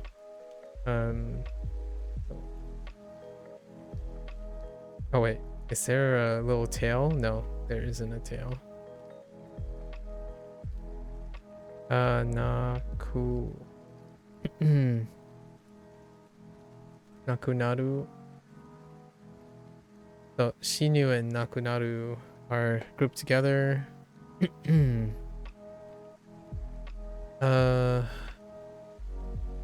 I can couple something else. Like,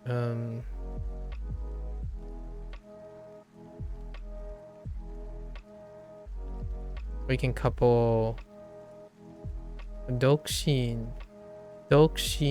with Rikon. Dokshin Rikon with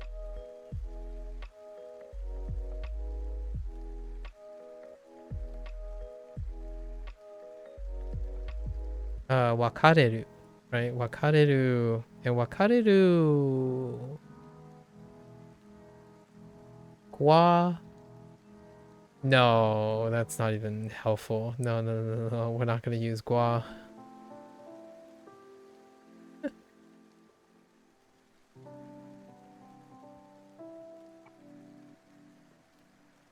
I think it was Gwa. Oh wait, no, that's not Gwa. It's different. No. It's not. It's this. Slightly different. It's not the other character. Interesting. So wakareru.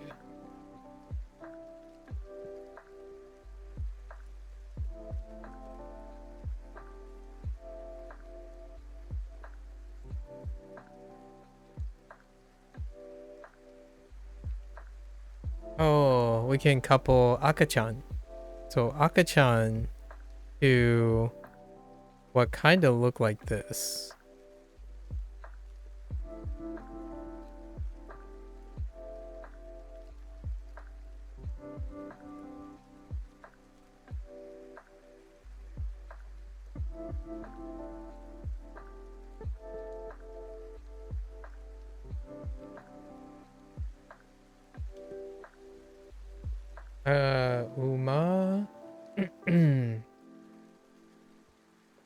Umareru? Yeah, Umareru. That's not too bad. Actually not a new character, but Umareru. So Umareru. Was there anything else that I can remember? There's definitely other things. There are definitely other things. However, we'll stick with this. I think this is as much as I can even bear to remember. Oh, this is gonna be so tough tomorrow. Shinu and Nakunaru. And Nakunaru is gonna... Okay. Yume.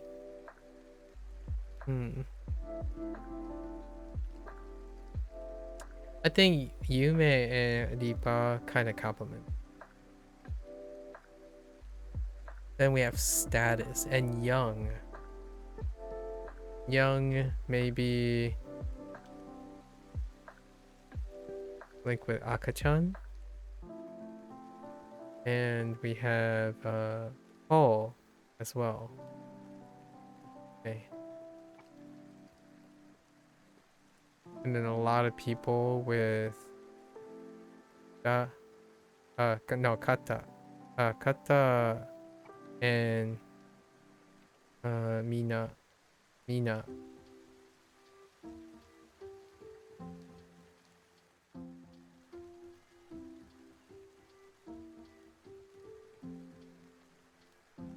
彼氏 and 彼女 apt.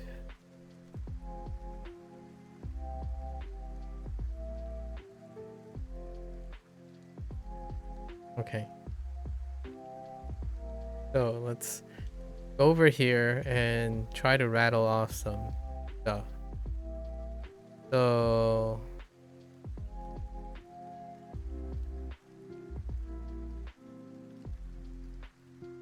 what was this?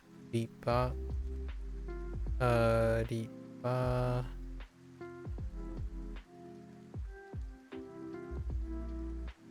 Right. Ripa. Yume.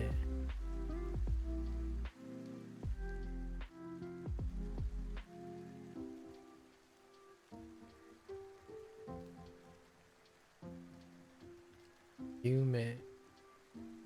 Those are our two.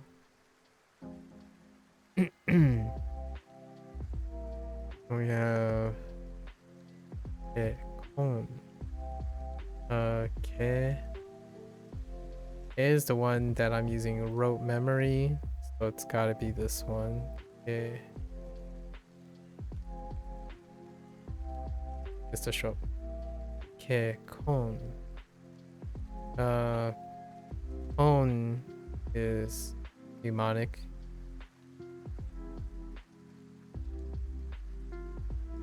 Right.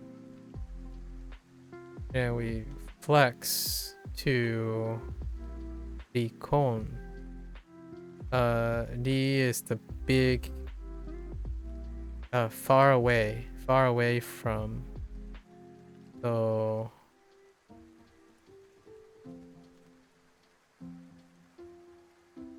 this far away from who that is. All right.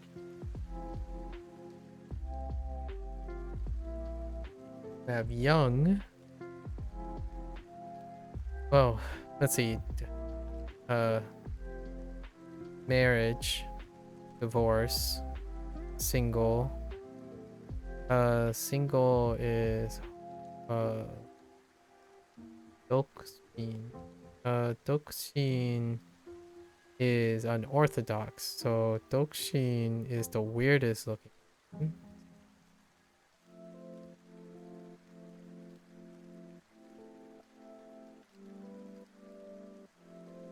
Dokshin has body in it. Whoops.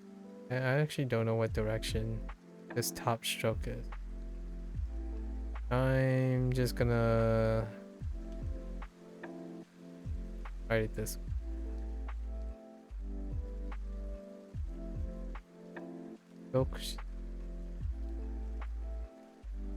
Dokshin, young and single?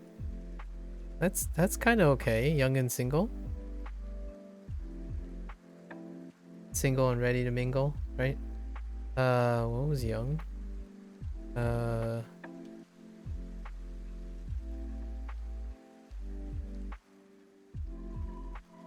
Oh yeah, it was right. Migi. Migi under a crown. Migi. Adjective. So that's wakai. Wakai.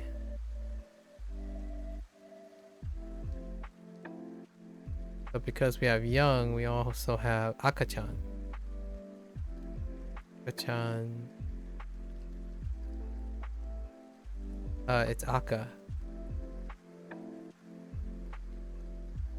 As an akai. Akachan.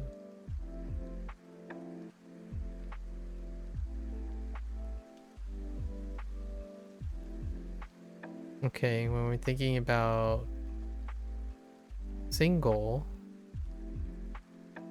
and break, oh, so with these two, we have wakareru. Wakareru was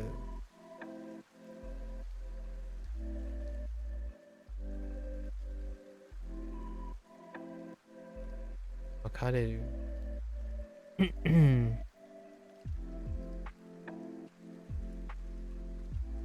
Death is just gonna be death. Shinu is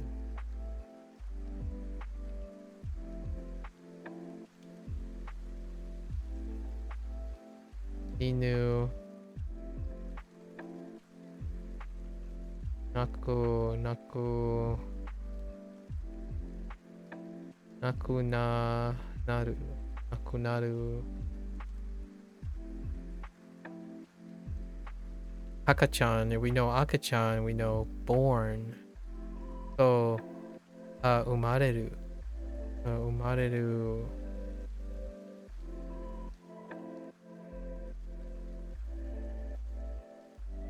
Okay, things are filling out. Things are filling out. We're hitting most of the things. Okay, so when we think about relationships, right? So now we have marriage. Marriage comes down. Man and wife. Or man and woman. Man and wife.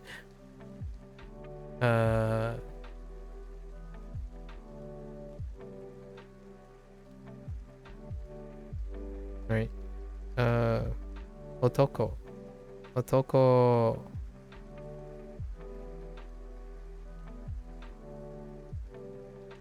Onna. Onna no hito. Because we know hito, we know kata. Kata no ko. We have akachan. Only okay. Then kareshi. So kare. Oops.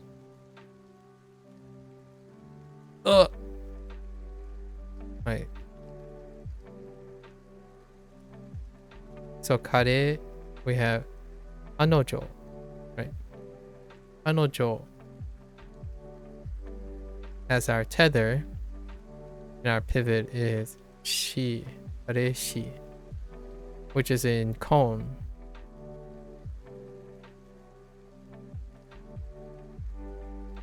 So kanojo, kareshi. What else are we missing?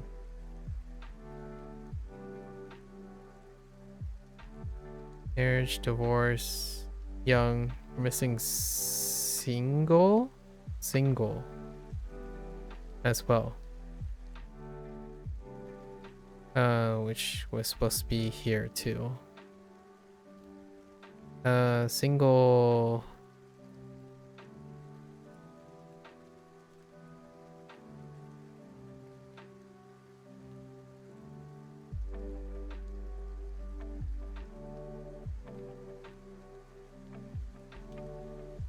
The heck? Oh, Dokshin.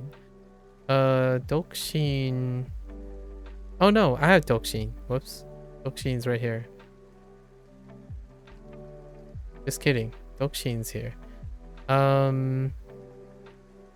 People. Where was people? Kata? Kata, we have Mina.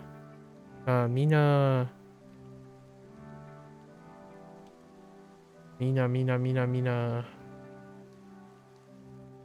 Mina is gonna be tough. I think I'm gonna end up forgetting Mina of all things. Mina. What is Mina? Oh. Yeah, I forgot Mina. Mina. Then we have Oze. Oze. Hard to forget Oze. It's such a congested character. So identifiable because it has so many things going on with it. Whoops.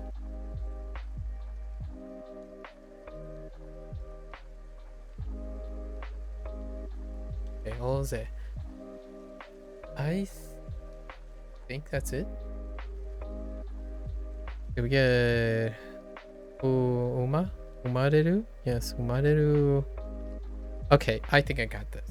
I got this for tomorrow. Everything leads to each other except, well, the starting point's kind of rough. The starting point is definitely kind of rough. The starting point is starting with Ripa and Yume. Ripa and Yume. That's kind of like ugh. Also Mina. Mina kata, going from kata to mina to oze. Alright, we're good. Okay, so that's a wrap for Japanese. Lots of fun discussions today. Definitely one, lots of the questions, the good questions are like difficulty, right? Sometimes difficulty, I think mindset. I think the take-home message is mindset. I often, when I'm either asked questions about perception and then other people sharing their perceptions, I think in the long run, when someone tells me, in my opinion, they share what their motivations are and they're congruent with each other, it's irrelevant what the reality is, right? Like what I mean is, I can't tell you that something's hard. I can't tell you something that's easy. If it's hard and because you think it's hard, it gets the job done, like it keeps you motivated and stuff, that's awesome. That's a win. If you say something like, oh, it's easy, and then you keep complaining that it's hard, that's a problem. That's a dissonance, right? So oftentimes, I know it doesn't work all the time, because someone would say like, oh, I chose the language because it's easy and it turns out it's hard. That creates a lot of like problems, right? So perception is not the end all be all kind of thing. And whenever someone asks me something, I like to share my thoughts about how I perceive things and what the reality is for other people. So I think when I make it a habit for myself to think about how I view things and then also contextualize it from as many people as I can, because I'm genuinely interested in the way other people think about it. Some days you might get an inspiration from that person. Like, do I enjoy things that are perceived as difficult? Well,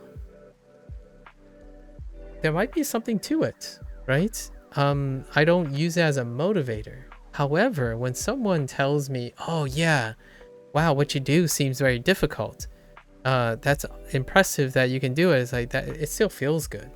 Like, it's not like I don't get a kick out of it, something like that. So it's definitely there. So whenever I get asked these things, I'm not brushing off. I don't want to seem like I'm brushing off like, oh, this is not important. It's lower on my priority. I don't necessarily think it's not important. It's not in my opinion, I don't want to make it seem like it's a competition of what's important. All of it is relevant. Actually, if you can juggle more things are great, in my opinion. Like, if you have more sources of motivation, that's what we're talking about here, in my opinion. I keep saying in my opinion because I don't know where I'm going with this. I think sharing perceptions, finding out what motivates other people, and then taking that into light, even if it contradicts your own opinions and whatnot, those things can offer a way out sometimes. Even depression is that thing. If you're not open to changes or open to other perceptions, then one hopes that your perception is sufficient for the rest of your life, right? If that is the case, all the power to you. Some people's worldly perceptions and life circumstances line up super well, so you don't have to learn new perceptions. You don't have to ask questions and be open-minded to whoever is at the other end. For myself, I'm genuinely just constantly motivated myself to take on more and more perceptions. It does have its drawbacks. Like, it is a compromise, right? You become more and more ambivalent a lot of times. Like, oh, am I doing this? Someone might think this way. You take on as much perceptions as you can, as you want to, and also be able to negotiate. I think there are times when simplicity is key, efficiency. Like there's something about living in a city, for example. Tons of opinions, tons of perception, lots of cultures, um, mashing and mixing together and countering each other and rejecting. Then you go to like the countryside, the rustic. I'm sure most countries and their cultures have this kind of distant separation, even Japan, right? Countryside. The idea is that there are time and places for all of that stuff. So know when you can do that. Living very restrained and restricted, one hopes that is sufficient to be happy. So most of our discussions today dealt with perception, like lots of perception check, right? Oh, is this hard or is this easy? If it's hard and it makes you want to do more, in fact, I would even encourage make things hard for yourself. If it has to be hard for you to be interested, you can make it hard. What is that's a great proactive way. Like, okay, well, French is easy. All right, how do you make it hard? And then share that. You end up probably applying more, maybe learning more, maybe you speed up the process to make it hard. That's kind of what lots of kiddos do these days. Like, oh, I'm gonna learn kanji, right? Learning 10 kanji is too easy. Let's do 100 in a week. Go for it, I suppose. Honestly, in the long run, if you tried 100 kanji and you learned 10 in reality, or like 20 in reality, that's still more than 0. It gets you through the door. It gets you consistently, wanting to engage in the things. That there are cautionary tales. Like, I want to be a little caution. One has to be aware that you can, that you're also okay with negative feedback. As in, oh, I thought I could do 50, and then you ended up doing 15, and you stopped counting that you did 15. You wanted to do 50, and it's a waste of time because if you didn't get 50 or more, you failed. No, you got 15, right? That's a different perception check. Like the feeling of progress. What is progress to me? I lived another day. I learned another lesson. Lots of things. Look at what I learned today. I think I'm okay with that. That's pretty sweet that I got to learn all these things. Another day, it's another thing. It's another thing, right? Another day, I draw another prompt. That's how it goes. Hopefully that's I wanted to end a bit of a more wholesome message. I think in the long run, I think about things a lot. That doesn't work for everyone. Sometimes doing, do the do is the way to go. When someone asks me if I want to recommend something, tell me more about the person. Tell me more about yourself. I think it would be unrealistic to have an appropriate recommendation. However, more and knowing how is still more than not trying at all, right? Yes, certainly I could say, well, I'm not comfortable in saying anything. Well, that removes the possibility. It's hard to know a stranger through another stranger and then provide a recommendation. So alternatively, I could offer as much information that I could concisely present and let the person decide what that is, right? So that was like answering the question about Duolingo. Would I recommend Duolingo to someone who only speaks English, who may not ever want to pick up a textbook? Those are green flags. Those are green flags. Other things I would look for is this person doesn't like forming habits. Like they rarely have many consistent habits, like a good workout routine, a great running morning routine. If they're not very routine based, that's another green flag for Duolingo, because Duolingo is incredibly routine habit forming. Does this person habitually doom scroll or use their phone all the time in various scenarios? probably another green flag for Duolingo. Right? Because Duolingo is an app. I mean, I'm not saying it's just for Duolingo. There are other apps that fill these requirements as well. The idea is stack as many green flags and ask yourself how many green flags is a go. For myself, I barely even need one green flag. I just go when I see people that are interested. There you go. All right, folks. Thanks for listening to this portion. We are done with our Japanese lesson. Until next time, right? For all you Japanese language learners out there, mata ne. Ja ne. And if you're gonna watch this later, arigatou gozaimasu. I'm gonna get up, stretch quickly, take a quick bathroom break, and I'll be back from my Chinese lesson. Thank you.